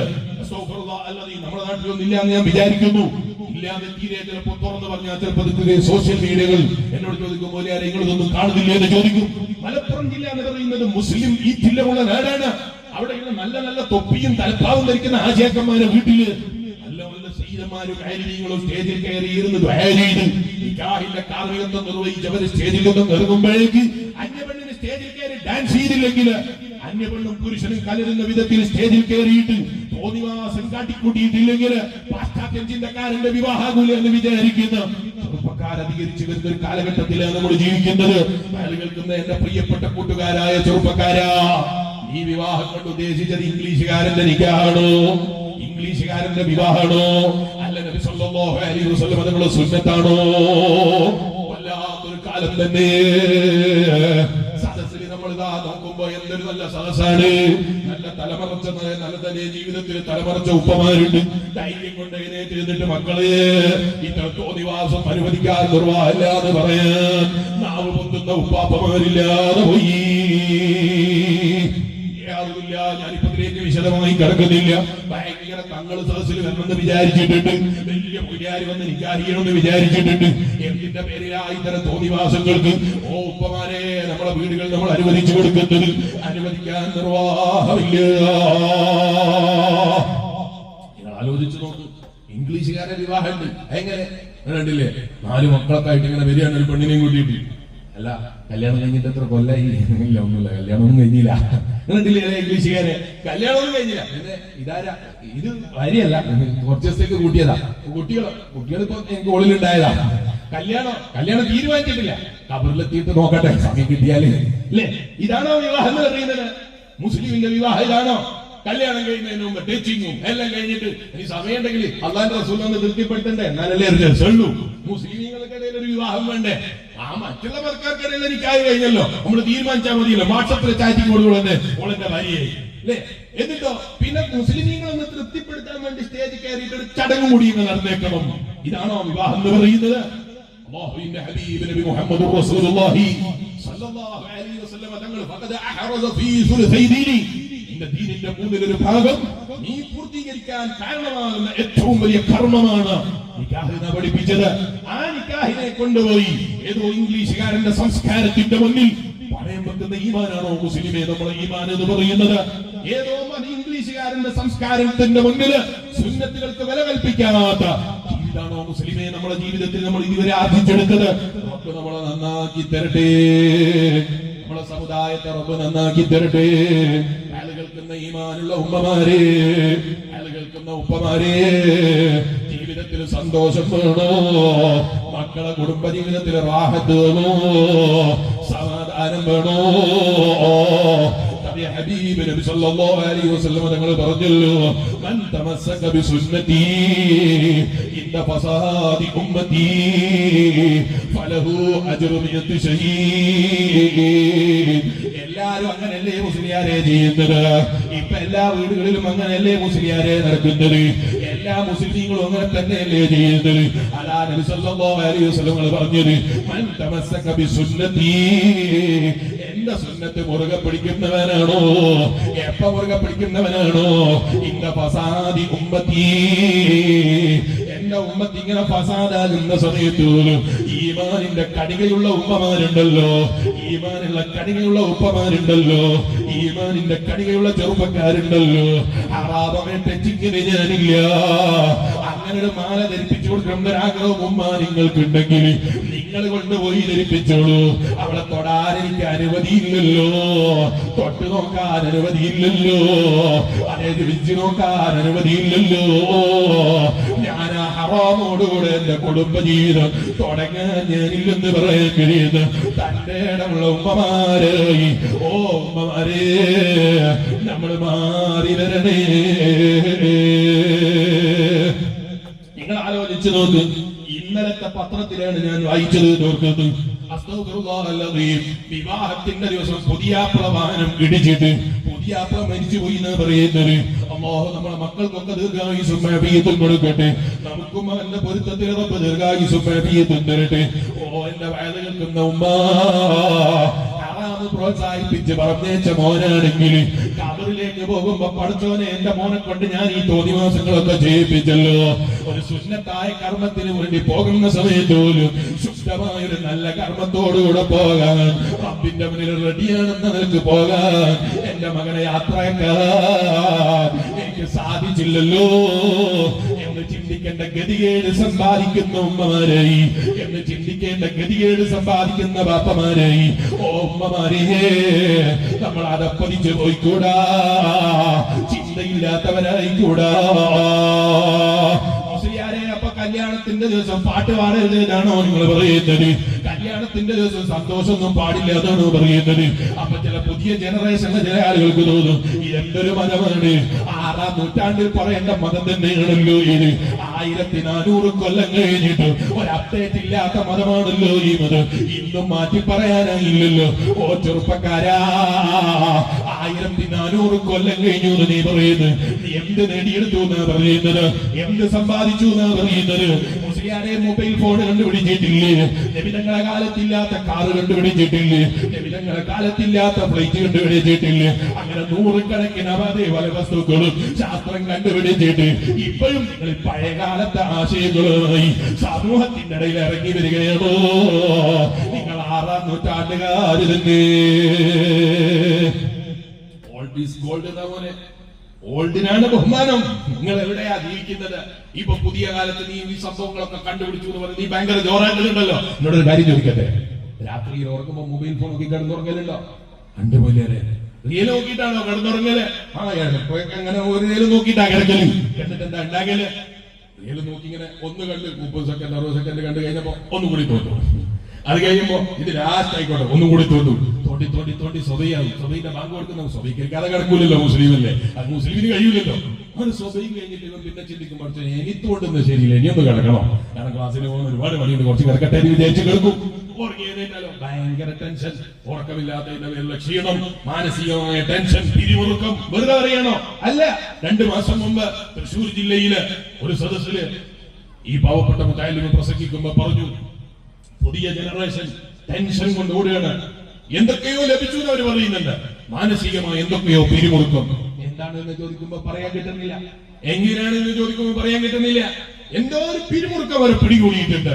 അത്തരം ആളുകൾക്ക് കുറ്റിയാടി സിറാജുൽ ഹുദയില് ഒരു നല്ല കോഴ്സ് തുടങ്ങണമെന്ന് ഞാൻ എന്റെ ബാപ്പയുമായി ഷെയർ ചെയ്തിട്ട് ചർച്ച ചെയ്തു. അത് ഞാൻ ആ പ്രസംഗത്തിൽ പറഞ്ഞു. പിറ്റേ ദിവസം കുറെ ചെറുപ്പക്കാർ ഫോണിൽ വിളിച്ചിട്ട് ചോദിക്കാണ്, അങ്ങനെ ഒരു കോഴ്സ് കുറ്റിയാടിയിലുണ്ടോ? ടെൻഷൻ ഉണ്ട്, എന്താണ് കാരണം തിരിയുന്നില്ല, അങ്ങനെ എന്തെങ്കിലും പരിപാടികൾ കുറ്റിയാടി തുടങ്ങുന്നുണ്ട് എന്നെ അറിയിക്കണേ എന്ന് ആളുകൾ വന്ന് ഫോണിൽ വിളിച്ച് പറയാണ്. നമ്മളെ മുസ്ലിം ചെറുപ്പക്കാർക്കാണ് ഞാൻ പറയുന്നത്. അപ്പൊ ചെറിയ ആള് ചോദിക്കും, അല്ല മൊയ്ലിയാരെ, അത് മുസ്ലിമീങ്ങൾക്ക് മാത്രം അങ്ങനെ ഒരു ടെൻഷൻ, ഒരാൾക്കൊന്നും ഇല്ലാത്തൊരു ടെൻഷൻ? നീ മുസ്ലിമാണ്, മുസ്ലിമിന് വ്യത്യാസമുണ്ട്. അങ്ങനെ എന്ത് വ്യത്യാസം ഉണ്ടാകില്ല? ഉണ്ട്. മുസ്ലിമിന്റെ നിയമം ഒന്ന് പറയാണ്, മുസ്ലിമിന്റെ നിയമം ഒന്ന് പറയാണ്, അല്ലേ? മുസ്ലിമിന്റെ നിയമം ഒരുപോലെയാണോ? മുസ്ലിമിന് 5 നേരത്തെ നിസ്കാരം നിർബന്ധമാണ്. ഏതെങ്കിലും ആ മുസ്ലിമിനോട് അതിന്റെ അവസരത്തിനോട് പള്ളിക്കാരി നിസ്കരിക്കണം എന്ന് പറയുന്നുണ്ടോ? ഇസ്ലാം ഇല്ല. അവനോട് എന്താ പറയാ? ഓനിക്കത് നിർബന്ധമില്ല. മുസ്ലിമാണോ? അവൻ നിസ്കരിച്ചിരിക്കണം, അവൻ സക്കാത്ത് കൊടുത്തിരിക്കണം, അവന്റെ ജീവിതത്തിൽ നിർബന്ധമായ 30 ദിവസത്തെ നോമ്പ് അനുഷ്ഠിച്ചിരിക്കണം. അല്ലാഹു പരിശുദ്ധ റമളാനിനെ സ്വീകരിക്കാനും സന്തോഷപൂർവ്വം അമലുകൾ കൊണ്ട് സ്വീകരിച്ച് യാത്രക്കാരും നീ ഞങ്ങൾക്ക് ഭാഗ്യം നൽകണം റഹ്മാനെ. വാഴ നിൽക്കുന്ന വിശ്വാസികളെ പിരിമുറുക്കമാണ്.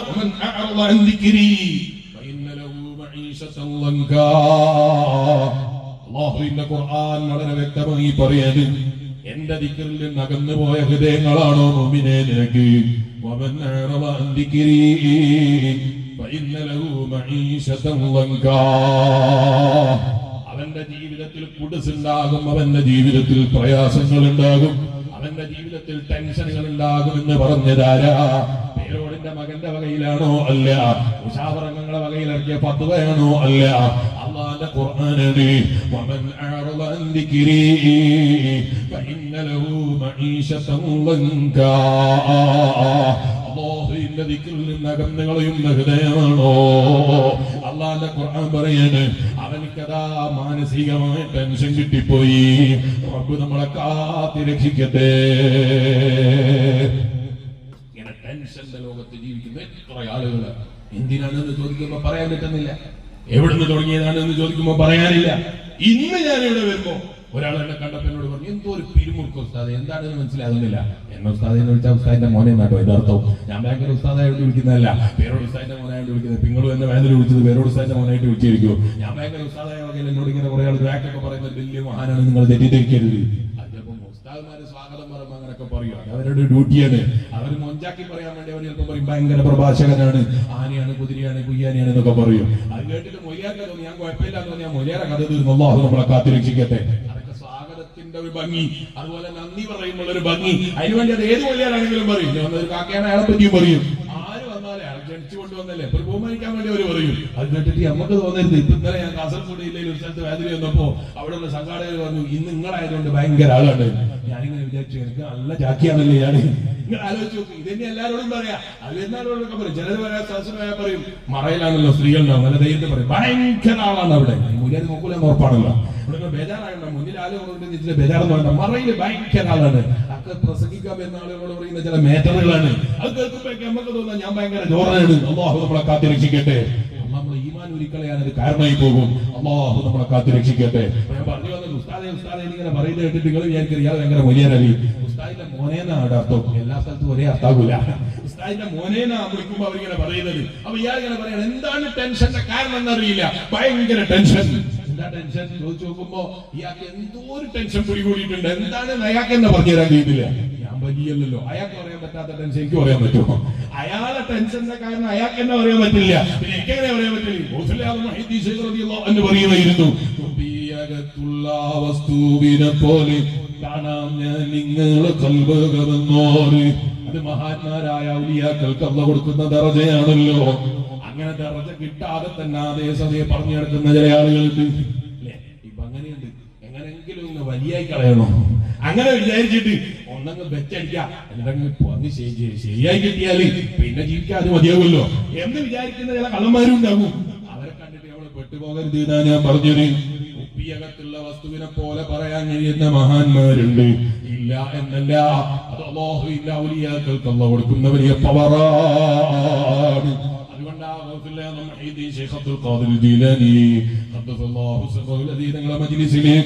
സുന്നത്തിന്റെ വിഷയത്തിലുള്ള ഒരു സംശയവുമായി വന്നപ്പോ മുഖത്ത് നോക്കിയിട്ട് പറയാണ്, മോനെ നമ്മളെ ദീനി എന്ന് പറഞ്ഞാൽ എന്താണ് എന്നറിയോ? നമ്മളെ മുൻഗാമികളായ സഹാബത്തും സലഫു സാലിഹീങ്ങളും കാണിച്ചു തന്ന ഇത്തിബാഅ്. അപ്പൊ ഇയാൾക്ക് സംശയം തീരുന്നില്ല. അതൊക്കെ സാധാരണ വയത് കഴിയുന്ന മൗലവിമാര് പറയും. അതിങ്ങനെ മുഖത്ത് നോക്കിയിട്ട് പറഞ്ഞതോ അത് സാധാരണ പ്രസംഗിക്കുന്ന ആൾ എല്ലാവരും മുഖത്തും നോക്കും. കൂട്ടത്തിൽ എന്റെ മുഖത്ത് നോക്കിയതായിരിക്കും എന്ന് കരുതിയപ്പോഴാണ്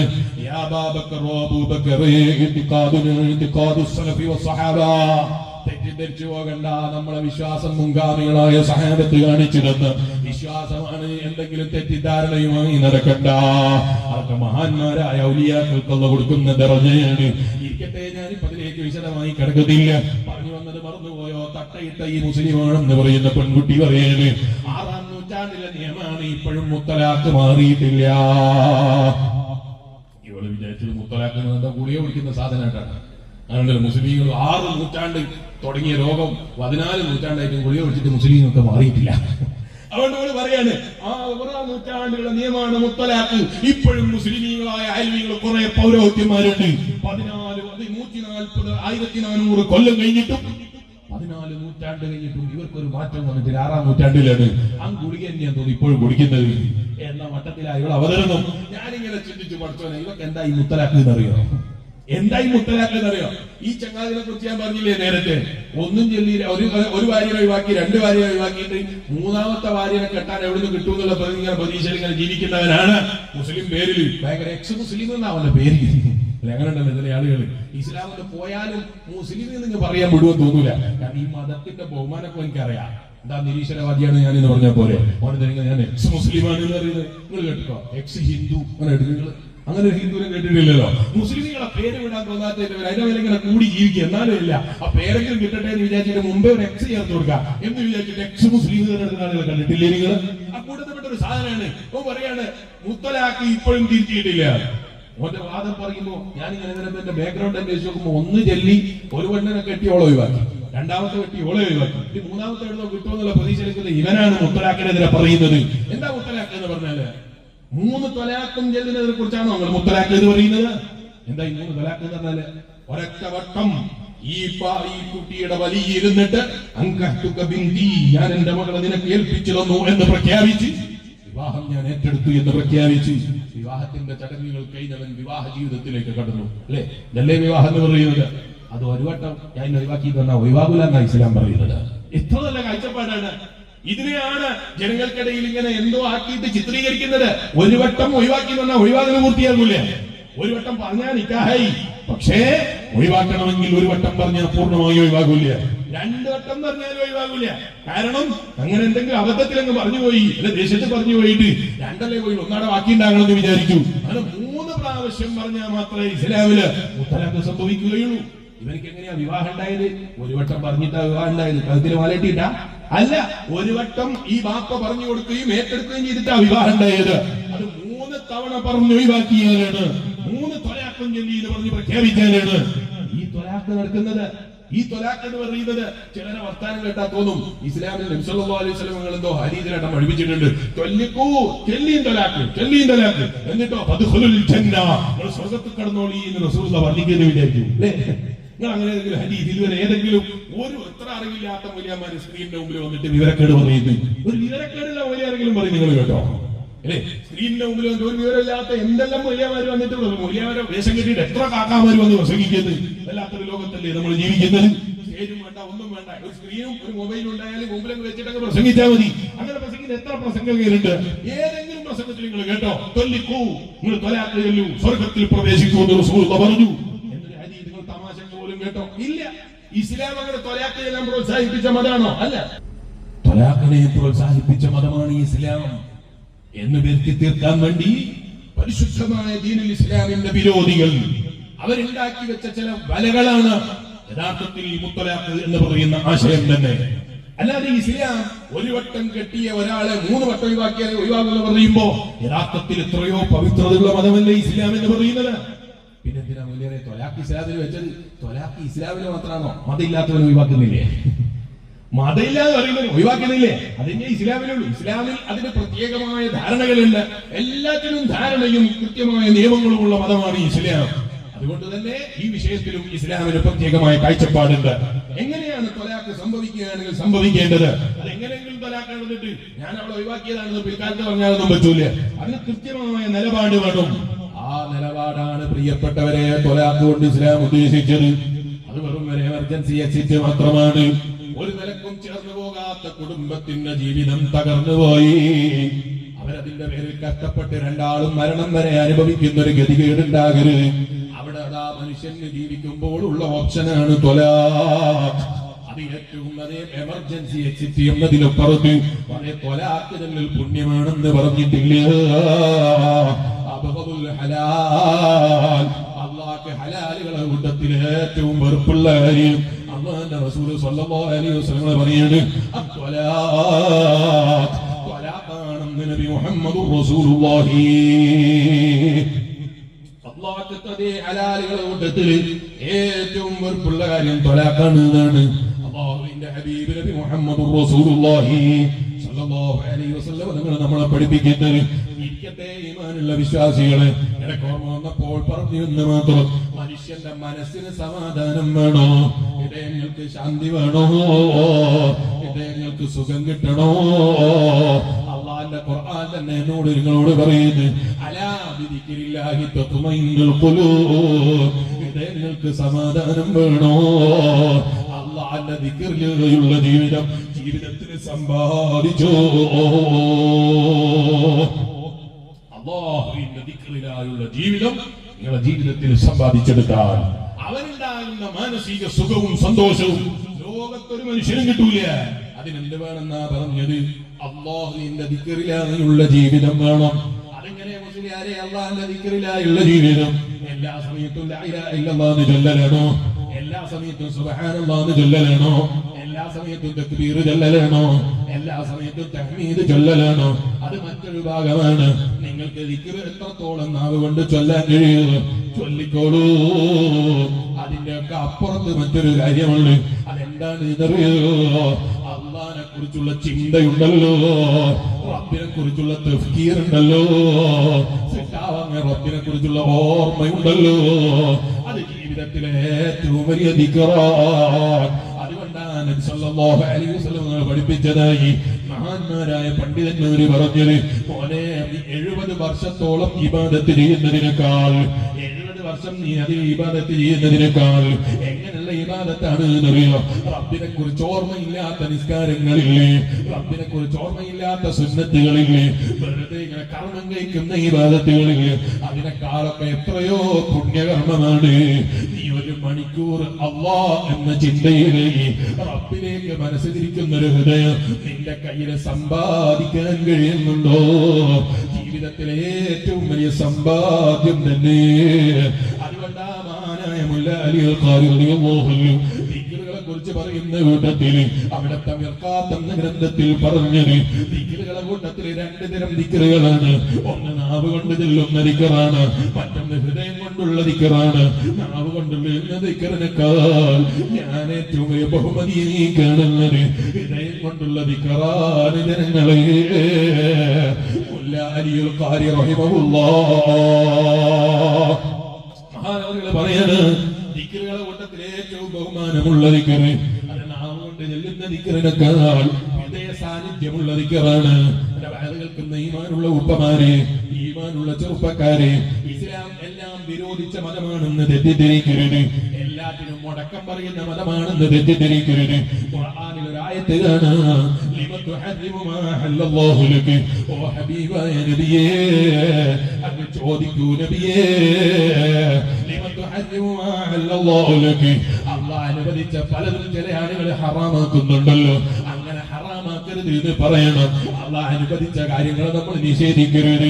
വിവാഹത്തിന്റെ പേരിൽ സന്തോഷം ഇസ്ലാം അനുവദിച്ചതാണ്, അത് വലിയ സുന്നത്താണ്. പക്ഷെ ആ അനുവാദത്തിന്റെ പേരിൽ അല്ലാഹു പൊരുത്തപ്പെടാത്ത കർമ്മങ്ങൾ ഉണ്ടായിക്കൂടാ. അന്യബന്ധനമായി ഇടകലരാൻ കാരണമായിക്കൂടാ. അത് വിവാഹത്തിന് മാത്രമാണോ? അല്ല, അത് ഉറൂസിന്റെ പേരിലാണെങ്കിലും, അല്ല നിങ്ങളെ വയലിന്റെ സദസ്സിന്റെ പേരിലാണെങ്കിലും, അല്ല സ്വലാത്ത് മജ്ലിസിന്റെ പേരിലാണെങ്കിലും അന്യപെണ്ണും അന്യപുരുഷനും കലരുന്ന പരിപാടി ഉണ്ടല്ലോ, അനുവദിക്കൽ നിർവാഹമില്ല. അങ്ങനെ ഇസ്ലാം അന്യപുരുഷനെയും പെണ്ണിനെയും കലർത്തിയിട്ട് ചന്ത ഉണ്ടാക്കാൻ ഉറൂസുകളെ പഠിപ്പിച്ചിട്ടില്ല. പിന്നെന്താ ഉറൂസ് ഇതറിയോ? മഹാന്മാരായ സ്വാലിഹീകളെ സ്മരിക്കലാണ്, ഔലിയാക്കളെ സ്മരിക്കലാണ്. ഓന്റെ വയലുകൾക്കും പെങ്ങന്മാരെ ഔലിയാക്കളെ സ്മരിക്കാൻ വേണ്ടി മക്ബറയിലേക്ക് നിങ്ങൾ സിയാറത്തിന് പോകുന്നുണ്ട് അല്ലേ? സുന്നത്താണെന്ന് ഉസ്താദുമാര് പറഞ്ഞിട്ടുണ്ട് അല്ലേ? എന്തിനാ സുന്നത്ത് എന്നറിയോ? അങ്ങനെ അന്യപുരുഷനുമായി ഇടകലരുന്ന അവരുടെ മുന്നിൽ ഭംഗി പ്രദർശിപ്പിക്കാനുള്ള വേളകളായി നമ്മളെ ഉറൂസുകൾ മാറിക്കൂടാ, നമ്മളെ കല്യാണങ്ങൾ മാറിക്കൂടാ. നമ്മളെ ജീവിതത്തിൽ അനുവദിക്കപ്പെട്ട ഒരു കാര്യങ്ങളും അതിനുവേണ്ടി ഉപയോഗപ്പെടുത്തിക്കൂടാ. അന്യപെണ്ണും പുരുഷനും കലരുന്ന പരിപാടി അനുവദിക്കൽ ഇസ്ലാമിലില്ല.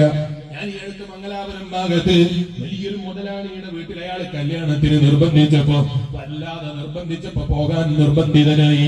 അയാളെ കല്യാണത്തിന് എന്നപ്പം വല്ലാത്ത സന്തോഷം തോന്നി. വലിയ മുതലാളിയാണ്, ഭയങ്കര കല്യാണമാണ്. പക്ഷെ ഒരൊറ്റ അന്യപെണ്ണ് കലരുന്നത് കാണാനില്ല, ഒരൊറ്റ അന്യപുരുഷനും പെണ്ണും കലരുന്നത് കാണാനില്ല. അങ്ങനെ നടത്തണം എന്നൊരു തീരുമാനം നമുക്കുണ്ടായാൽ അങ്ങനെ കല്യാണം നടത്താൻ ഏത് മുതലാളിമാർക്കാ കഴിയാത്തത്? നമുക്ക് അള്ളാന്റെ ദീനിന്റെ ആശയങ്ങളോട് മതിപ്പില്ലെങ്കിൽ, അള്ളാഹ് പഠിപ്പിച്ച ആശയങ്ങളോട് ബഹുമാനമില്ലെങ്കിൽ, അവിടുത്തെ ഹബീബ് നബി സല്ലല്ലാഹു അലൈഹി വസല്ലം അവിടുന്ന് പഠിപ്പിച്ച ആശയങ്ങളോട് ബഹുമാനമില്ലെങ്കിൽ, നമ്മൾ വിവാഹത്തിന് സുന്നത്താണെന്ന് വിശേഷിപ്പിക്കുന്നതിൽ, അതുപോലെയുള്ള കർമ്മങ്ങളെ സുന്നത്താണെന്ന് വിശേഷിപ്പിക്കുന്നതിൽ എന്തർത്ഥമാണ് മുസ്ലിമേ നമ്മൾ കണക്കാക്കുന്നത്? അതുകൊണ്ട് വയത് കേൾക്കുന്ന ഉമ്മമാരെ, ശബ്ദം കേൾക്കുന്ന ഉപ്പമാരെ, നമ്മളെ വീടുകളിൽ ഒരിക്കലും അത്തരം ഹറാം അനുവദിച്ചുകൊണ്ടുള്ള ഒരു വിവാഹ ചടങ്ങ് നടന്നുകൂടാ, തോന്നിവാസങ്ങൾ നടന്നുകൂടാ. അപ്പൊ ചില ആളുകൾക്ക് തോന്നും, മുസ്ലിയാരെ എന്റെ മകൾക്ക് ഒരുങ്ങിക്കൂടാന്നാണോ നിങ്ങൾ പറയുന്നത്? ഒരിക്കലും ഞാൻ അങ്ങനെ പറഞ്ഞിട്ടില്ല. നിന്റെ മകൾക്ക് വിവാഹത്തിന്റെ ദിവസം പുതിയാപ്പിളയുടെ മുന്നിൽ ഭംഗി പ്രദർശിപ്പിക്കാൻ വേണ്ടി നിങ്ങൾ ഒരുക്കിക്കോളൂ. സ്റ്റാറ്റസ് വെച്ചിട്ട് നാട്ടുകാരെ കാണിക്കുന്ന പരിപാടി ഉണ്ടല്ലോ, നാട്ടുകാരോട് ലൈക്ക് വാങ്ങുന്ന പരിപാടി ഉണ്ടല്ലോ, നാട്ടുകാർക്കിടയിൽ ഫോളോവേഴ്സിന് ഉണ്ടാക്കുന്ന പരിപാടി ഉണ്ടല്ലോ, ജനങ്ങൾക്കിടയിൽ നിന്റെ മോളെ പ്രദർശിപ്പിച്ച് പ്രദർശനത്തിന് വെക്കുന്ന പരിപാടി ഉണ്ടല്ലോ, മ്യൂസിയത്തിലാക്കുന്ന പരിപാടി ഉണ്ടല്ലോ, ഇസ്ലാം അനുവദിച്ചിട്ടില്ല. അള്ളാഹ് പൊരുത്തപ്പെടാത്ത കർമ്മങ്ങൾ ചെയ്തിട്ട് നമ്മളെ മക്കൾക്ക് നല്ല മക്കൾ ഉണ്ടാകട്ടെ എന്ന് ചിന്തിക്കുന്നവരായി നമ്മൾ വിവരം കെട്ടവരെയാ. നമ്മളെ പോലെ വിവരം കെട്ടവര് പിന്നെ ആരാണ്? ഇരിക്കട്ടെ, വിവാഹം എന്ന് പറയുമ്പോ തുടങ്ങിയത് എവിടെ നിന്നാണ്? നിങ്ങൾ മറന്നുപോയോ? വിവാഹം എന്ന് പറയുമ്പോൾ ഈ സദസ്സിൽ ഒരുപാട് വിവാഹത്തിന് കാത്തിരിക്കുന്നവരുണ്ടാകും. അവരുടെ പ്രതീക്ഷയൊന്നും വളരെ വലുതാണ്, അവർ പ്രതീക്ഷിക്കുന്ന ജീവിതം വളരെ വലുതാണ്. അല്ലാഹു അവർക്കും നമുക്കും ഹൈറായ കുടുംബ ജീവിതം അനുഗ്രഹിക്കട്ടെ. പക്ഷേ വിവാഹ വിവാഹം കഴിഞ്ഞ ആളുകളോട് എന്താണ് വിവാഹം എന്ന് ചോദിച്ചു നോക്ക്. ചില ആളുകൾ ചിരിക്കുന്നതാണ് നിങ്ങൾ അല്ലെ? വിവാഹം എന്താണ് എന്ന് ചോദിച്ചു നോക്ക്. വിവാഹത്തിന്റെ മുമ്പ് അവർ പ്രതീക്ഷിച്ചിരുന്ന വിവാഹം, കല്യാണം കഴിഞ്ഞപ്പോണ്ടായ വിവാഹം, രണ്ടു തമ്മിലൊന്ന് താരതമ്യം ചെയ്യാൻ വേണ്ടി എന്ന് പറഞ്ഞു നോക്ക്. അവരിങ്ങനെ ചിരിക്കും അല്ലെ? എന്തുകൊണ്ടാണ് ചിരിക്കുന്നത്? വിവാഹം എന്ന് പറഞ്ഞാൽ കല്യാണത്തിന്റെ സമയത്ത് ഉണ്ടാകുന്ന സ്വപ്നങ്ങളുണ്ട്. ഭയങ്കര സ്വപ്നമായിരിക്കും. ഞാൻ അങ്ങനെയാണ്, ആനയാണ്, കുതിരയാണ് ഒക്കെ കേട്ടിട്ട് വാട്സപ്പിൽ വെറുതെ ചാറ്റ് ചെയ്തിട്ട് ഓഫറാക്കിയിട്ട് വാങ്ങുകയും വേണ്ട, കൊടുക്കുകയും വേണ്ട. വിവാഹം എന്താണെന്ന് അനുഭവിച്ചറിയാനുള്ള ഒരു സുഖമാണ്. അത് ജീവിതത്തെ അനുഭവിച്ചറിയാനുള്ള ഒരു സുഖ വിവാഹം എന്ന് പറയുന്നത് അല്ലേ? ഭാര്യയായിട്ട് വിവാഹം കഴിഞ്ഞ് തുടക്കത്തിൽ ഭാര്യയ്ക്ക് പിറ്റേ ദിവസം ചെറിയൊരു തലവേദന വരുമ്പോ ഭർത്താവ് ചോദിക്കുകയാണ്, ഏത് ഡോക്ടറെ വേണ്ടത്, ഏത് ഹോസ്പിറ്റലാ വേണ്ടത്, എങ്ങോട്ടാ കൊണ്ടുപോകേണ്ടത് ചോദിക്കുന്ന കേട്ടാത്തൊന്നും എന്തൊരു സ്നേഹാണ്. ഒരു കൊല്ലം കഴിഞ്ഞിട്ട് തലവേദനയായ അയാൾക്ക് തലവേദന വരുന്നവർ ആ തലവേദന അയാളോട് കേട്ടിട്ടുണ്ടാവില്ല. ആ തുറക്ക് പറഞ്ഞാലും ആ തലവേദന കേൾക്കൂല. വിവാഹം എന്ന് പറഞ്ഞാൽ വിവാഹത്തിന്റെ സമയം വരെ നമ്മൾ ഒറ്റത്തടിയാ അല്ലേ? തലവേദനയാൽ ഇത്തലയെ തലവേദനയുള്ളൂ, വേറൊരു തലവേദനയാവില്ലല്ലോ. അതിനകത്ത് വിവാഹം എന്ന് പറഞ്ഞാലോ വേറൊരു തലവേദനയും കൂടി എടുത്ത് തലയിൽ വെക്കലാ വിവാഹം എന്ന് പറയുന്നത്. നിന്റെ തലവേദന മാത്രം പരിഗണിച്ചാൽ പോരാ, ഇനി നീ സ്വന്തം പാപ്പാന്റെ കൈ വാങ്ങിയിട്ട് ഉപ്പ നിങ്ങൾ ഇതുവരെ ഒരു തലവേദന സഹിച്ചില്ലേ, ഇനി ആ തലവേദന എനിക്കുള്ളതാണ്. ഇതാണ് വിവാഹം എന്ന് പറയുന്നത്. എന്ന് പറഞ്ഞാൽ വിവാഹം എന്ന് പറഞ്ഞാൽ വെറും ഒരു തലവേദനയാണ് എന്നാണോ പറഞ്ഞതിന്റെ അർത്ഥം? അങ്ങനെയല്ല. വിവാഹം എന്ന് പറയുന്നത് മറ്റൊരു കുടുംബത്തെയും ഒരു ജീവിതത്തെയും നമ്മൾ ഏറ്റെടുക്കുകയാണ്. അവിടെ വെറും സന്തോഷം മാത്രമേ ഉണ്ടാകൂ എന്ന് വിചാരിക്കരുത്. അങ്ങനെയുണ്ട് ചില ആളുകൾ വിവാഹം കഴിഞ്ഞിട്ട് സന്തോഷമില്ല എന്ന് പറഞ്ഞു കിടക്കും. വിവാഹത്തിന്റെ സന്തോഷം എന്ന് പറഞ്ഞാൽ എന്താ? വിവാഹത്തിന്റെ സന്തോഷം എന്ന് പറഞ്ഞാൽ എന്താണ്? വിവാഹത്തിന്റെ സന്തോഷം എന്ന് പറഞ്ഞാൽ കല്യാണത്തിന്റെ ദിവസം അതേ സന്തോഷം എല്ലാ കാലത്തും ഉണ്ടാവോ? കുറെ കല്യാണം കഴിഞ്ഞ ആളുകൾ ഡിസേഴ്സിൽ കല്യാണത്തിന്റെ ദിവസം അതേ സന്തോഷം എല്ലാ ദിവസവും അല്ല. ഓക്ക് തലവേദന വരുമ്പോ ഡോക്ടറേറ്റ് കൊണ്ടുപോകൽ ഒരു സന്തോഷമാണ്. അത് സന്തോഷമായിട്ട് കാണാൻ കഴിയണം. വീട്ടിൽ നിന്ന് ഇറങ്ങി 10 മിനിറ്റ് കഴിഞ്ഞാൽ ചിലപ്പോൾ ഫോണിൽ വിളിക്കും, എവിടെയാ പോകുന്നത്? ഞാൻ ഇന്ന് വേദന പോകണം. എവിടെയാ വേദന? മേഖലയിലാ വേദന. ഓക്കെ, എന്നാ പിന്നെ 1 മണിക്കൂർ ഓടാണ്ടല്ലേ? ആയിക്കോട്ടെ. ഫോൺ വെച്ചു. പിന്നെയും കുറച്ച് കഴിഞ്ഞ് വിളിച്ചിട്ട് വെക്കും, എവിടെ എത്തി? ആരൊക്കെയാ കൂടെ ഉള്ളത്? വണ്ടിയിൽ വേറെ ആരോ കഴിഞ്ഞു എന്നുള്ള ബേജാറിലേക്കും പിന്നെ ചോദ്യം ഉണ്ടാകാം. അല്ല, ഇവളത്തിന് എന്നെ ഇങ്ങനെ ഫോളോ ചെയ്യും. അത് ഇതിന്റെ ഭാഗമാണ്. അത് പൂർപ്പിക്കാനുള്ള മനസ്സാണ് നേരത്തെ ഉപ്പാക്ക് കൈ കൊടുത്തിട്ട് നമ്മൾ ഏറ്റെടുത്തത്. പെണ്ണാകുമ്പോ പെണ്ണിന് പെണ്ണിന്റേതായ ശൈലി ഉണ്ടാവും, സ്വഭാവം ഉണ്ടാവും. അവിടെ പുരുഷനൊരിക്കലും എന്നെ പോലെ ഒപ്പായിക്കൂടെ, ഞാൻ വീട്ടിൽ ഇറങ്ങിയാൽ പിന്നെ എന്നെ കുറിച്ച് ആലോചിക്കാതിരിക്കൂടെ? അത് പെണ്ണിനെ കൊണ്ട് കഴിയൂല. പെണ്ണാകുമ്പോൾ അവർക്ക് അവരുടേതായ സ്വഭാവം ഉണ്ടാകും. അതും കൂടി ഉൾക്കൊണ്ട് കൂട്ടിച്ചേർത്ത് കുടുംബമായി ജീവിക്കാനാണ് നീ അവളെ വാപ്പാനോട് അത് പറഞ്ഞത്. അല്ലാതെ കുട്ടികൾക്കിടയിൽ ഡാൻസ് ചെയ്യാനും സന്തോഷിക്കാനും ഒന്നിങ്ങനെ താടാനും പാടാനും ഒക്കെ ഉള്ളതാണ് വിവാഹം എന്നാ നീ വിചാരിച്ചത്. അതാണ് വിവാഹം എന്നാ വിചാരിച്ചത്. കുടുംബ ജീവിതത്തിലേക്ക് കടക്കുമ്പോ അവളുടെയും കൂടി പ്രയാസങ്ങൾ എന്റെ പ്രയാസമായി എനിക്ക് കാണാൻ ഞാൻ ഏറ്റെടുത്തിരിക്കുന്നു എന്ന പ്രഖ്യാപനമാണ് വിവാഹം എന്ന് പറയുന്നത്. എന്നിട്ടോ 1 കൊല്ലം കഴിഞ്ഞ് 2 കൊല്ലം കഴിഞ്ഞ് മക്കളായില്ല. അപ്പൊ പിന്നെ കാണുന്ന ഉസ്താദ്മാരൊക്കെ പറയും 2 കൊല്ലായി മക്കളായിട്ടില്ല, ഇത് അയക്കണം അല്ലേ? ചില ആളുകൾ പറയുന്നുണ്ടെങ്കിൽ 2 കൊല്ലായി അല്ലാഹുമ്മ ഖൈറായ സ്വാലിഹീങ്ങളായ മക്കളെ തരട്ടെ. അങ്ങനെ പറയാൻ മടിയില്ല. ഇല്ല, അതും ഒരു തലവേദനയാണ് അല്ലേ? ഇതുവരെ 2 തലവേദനയാണ്. മോന്റെയും അവളെയും തലവേദനയെ നോക്കണ്ടു. കല്യാണം കഴിഞ്ഞൊരു മോനായാൽ മോന്റെ തലവേദനയും കൂടി നോക്കണം, ഓന്റെ പ്രയാസം കൂടി ഏറ്റെടുക്കണം. അതിനും കൂടി ആവശ്യമായ കാര്യങ്ങൾ ചെയ്തു കൊടുക്കാനുള്ള മനക്കരുത്ത് ഉണ്ടാക്കിയെടുക്കണം. അതിനാണ് ഉസ്താദ്മാരോട് ദ്വാരക്കാൻ പറയുന്നത്. ഇപ്പൊ എനിക്ക് ഒപ്പുള്ള തലവേദനയേ ഉള്ളൂ, അതുകൊണ്ടൊരു തലവേദനയും കൂടി വേണം ഉസ്താദെ ദ്വാരക്കണം. ആൺകുട്ടികളെ തലവേദന, പെൺകുട്ടികളെ തലവേദന ഇല്ല, അതും കൂടി വേണം. ദുനിയാവിൽ അങ്ങനെയല്ല, പ്രയാസങ്ങളല്ലാതെ, വിഷമങ്ങളല്ലാതെ, ബുദ്ധിമുട്ടുകളല്ലാതെ അങ്ങനെയില്ലാത്തൊരു ലോകം. അതിന്റെ പേര് ദുനിയാവ് എന്നല്ല, അതിന്റെ പേരാണ് സ്വർഗം. സ്വർഗമാകുമ്പോൾ അവിടെ പ്രയാസങ്ങളില്ല, വിഷമങ്ങളില്ല, ബുദ്ധിമുട്ടുകളില്ല. ദുനിയാവാണോ വിഷമങ്ങളെയും പ്രയാസങ്ങളെയും ബുദ്ധിമുട്ടുകളൊക്കെ ഏറ്റെടുത്ത് കൂടുമ്പോൾ ഇമ്പമുണ്ടാകുന്ന അവരുടെ പ്രയാസം കൂടി നമ്മൾ ഏറ്റെടുക്കുമ്പോൾ അവർക്കുണ്ടാകുന്ന സ്നേഹം, ആ സ്നേഹത്തിൽ സുഖിക്കാനുള്ളതാണ് ഭൂമി ലോകം. ഈ ലോകത്തൊരു മനുഷ്യനും ഒരു സുഖത്തിൽ നിലനിർത്തിക്കൊണ്ടുപോകാൻ കഴിയുകയില്ല. ഞാൻ പറഞ്ഞത് കല്യാണത്തിന്റെ ദിവസം ഉണ്ടാകുന്ന സുഖാണോ കല്യാണത്തിന്റെ പിറ്റേ ദിവസം അല്ല. എന്തുകൊണ്ട്? പിറ്റേ ദിവസം ആ പന്തകാരൻ വന്നിട്ടുണ്ടാവും, പൈസ ചോദിക്കുന്നുണ്ട്. ഭക്ഷണം ഉണ്ടാക്കി കൊടുത്തവൻ വന്നിട്ട് അതാ വെപ്പുകാർ വന്നിട്ടുണ്ട്, പൈസ കൊടുക്കണതിന്റെ ബേജാറുണ്ട്. അതിന്റെ നേരെ പിറ്റേ ദിവസം നോക്കുമ്പോ അതാ വേറൊരു കൂട്ടാളുകൾ വന്നിട്ടുണ്ട്. കല്യാണത്തിന്റെ നിശ്ചയത്തിന്റെ അന്ന് ഉണ്ടാക്കിയ ഭക്ഷണത്തിന്റെ സാധനം വാങ്ങിയത് എന്റെ കടയിൽ നിന്നാണ്, അതിന്റെ പൈസ തന്നിട്ടില്ല. കല്യാണത്തിന്റെ ദിവസങ്ങൾ ആരെങ്കിലും ആലോചിച്ചോ? ഇങ്ങനൊക്കെ ചെലവുണ്ടായിരുന്നുള്ള പഠിച്ചോനെ, ഇതൊക്കെ നാളെ ഏറ്റെടുക്കണ്ടേ എന്ന് ആരും ചിന്തിച്ചിട്ടില്ല. പിറ്റേ ദിവസം കല്യാണം കഴിഞ്ഞിട്ട് ബില്ല് പോയിട്ട് വരുമ്പോൾ അതാ പുതിയ തലവേദന. ഇതൊക്കെ കൈക്കലെടുത്ത് സുഖിക്കാനുള്ള ലോകമാണ് ദുനിയാവ്. ഇവിടെയുള്ള സുഖങ്ങൾക്ക് നിലനിൽപ്പില്ല, ഇവിടെയുള്ള സന്തോഷങ്ങൾക്ക് നിലനിൽപ്പില്ല, ഇവിടെയുള്ള സമാധാനങ്ങൾക്ക് നിലനിൽപ്പില്ല, ഇവിടെയുള്ള ഒരു സൗകര്യങ്ങൾക്കും നിലനിൽപ്പില്ല. ഇവിടെ നീ കാണുന്ന ഒരു ഭംഗിക്കും നിലനിൽപ്പ് പറയാനില്ല. ഏത് ഭംഗിയാകട്ടെ, ഏത് സുഖങ്ങളാകട്ടെ, ഏത് സൗകര്യങ്ങളാകട്ടെ, ഏത് സന്തോഷങ്ങളാകട്ടെ, നിലച്ചു പോകുന്നതല്ലാത്തതൊന്നും ലോകത്ത് പറയാനേ ഇല്ല. മാറിക്കൊണ്ടിരിക്കുന്ന ലോകമാണ്, തിരിഞ്ഞുകൊണ്ടിരിക്കുന്ന ലോകമാണ്, തിരിഞ്ഞു മറിഞ്ഞുകൊണ്ടിരിക്കുന്ന ലോകമാണ്. ആ ലോകം മാത്രമാണോ അറിയുന്നത്? തിരിയുന്നത് അല്ല, ഹൃദയമടക്കം അറിയുകയാണ്, തിരിയാണ്. അതുകൊണ്ട് ആ കൽബ് എന്നാണ് ഹൃദയത്തിന് അറബി ഭാഷയിൽ പറയുന്നത് തന്നെ. എന്താണ് കൽബ് എന്നുകൊണ്ടത് ഉദ്ദേശിക്കുന്നത്? പറഞ്ഞുകൊണ്ടിരിക്കുന്നത് എന്നാണ് പറയുന്നത്, മാറിക്കൊണ്ടിരിക്കുന്നത് എന്നാണ് പറയുന്നത്. ഇന്നുള്ള സന്തോഷമാണോ നാളത്തെ സന്തോഷം? ആണോ? ഇന്നുള്ള സുഖമാണോ നാളത്തെ സുഖം? അല്ല. പെട്ടെന്ന് മനസ്സിലാകും. നമ്മളെ ചെറുപ്പകാലത്തുള്ള ഫോട്ടോ എടുത്തിട്ടൊന്ന് നോക്കിയാൽ നമ്മളെ കൂട്ടുകാരൻ വന്നിട്ട് അവന്റെ വീട്ടിലെ കല്യാണത്തിന്റെ ചിത്രത്തിൽ അതാ അതിന്റെ പഴയ ഫോട്ടോ കിട്ടി. ആ ഫോട്ടോ എടുത്തിട്ടോ നിനക്ക് കൊണ്ട് വന്ന് കാണിച്ചു തന്നപ്പോ നീ ഇങ്ങനെ നോക്കിയിട്ട് പറയാണ്, അന്നത്തെ കുപ്പായത്തിന്റെ കോളറിന്റെ കോലാണോ ഇത്? ഞാൻ തെരഞ്ഞെടുത്ത കുപ്പായത്തിന്റെ കളറാണോ ഇത്? എന്റെ പേന്റിന്റെ നീളത്തിന്റെ കോലമാണോ ഇത്? ഇതെന്തൊരു കോലാണ്, അതുകൊണ്ട് ആർക്കും കാണിക്കണ്ട കേട്ടോ, നമ്മൾ മാത്രം കണ്ടാ മതി.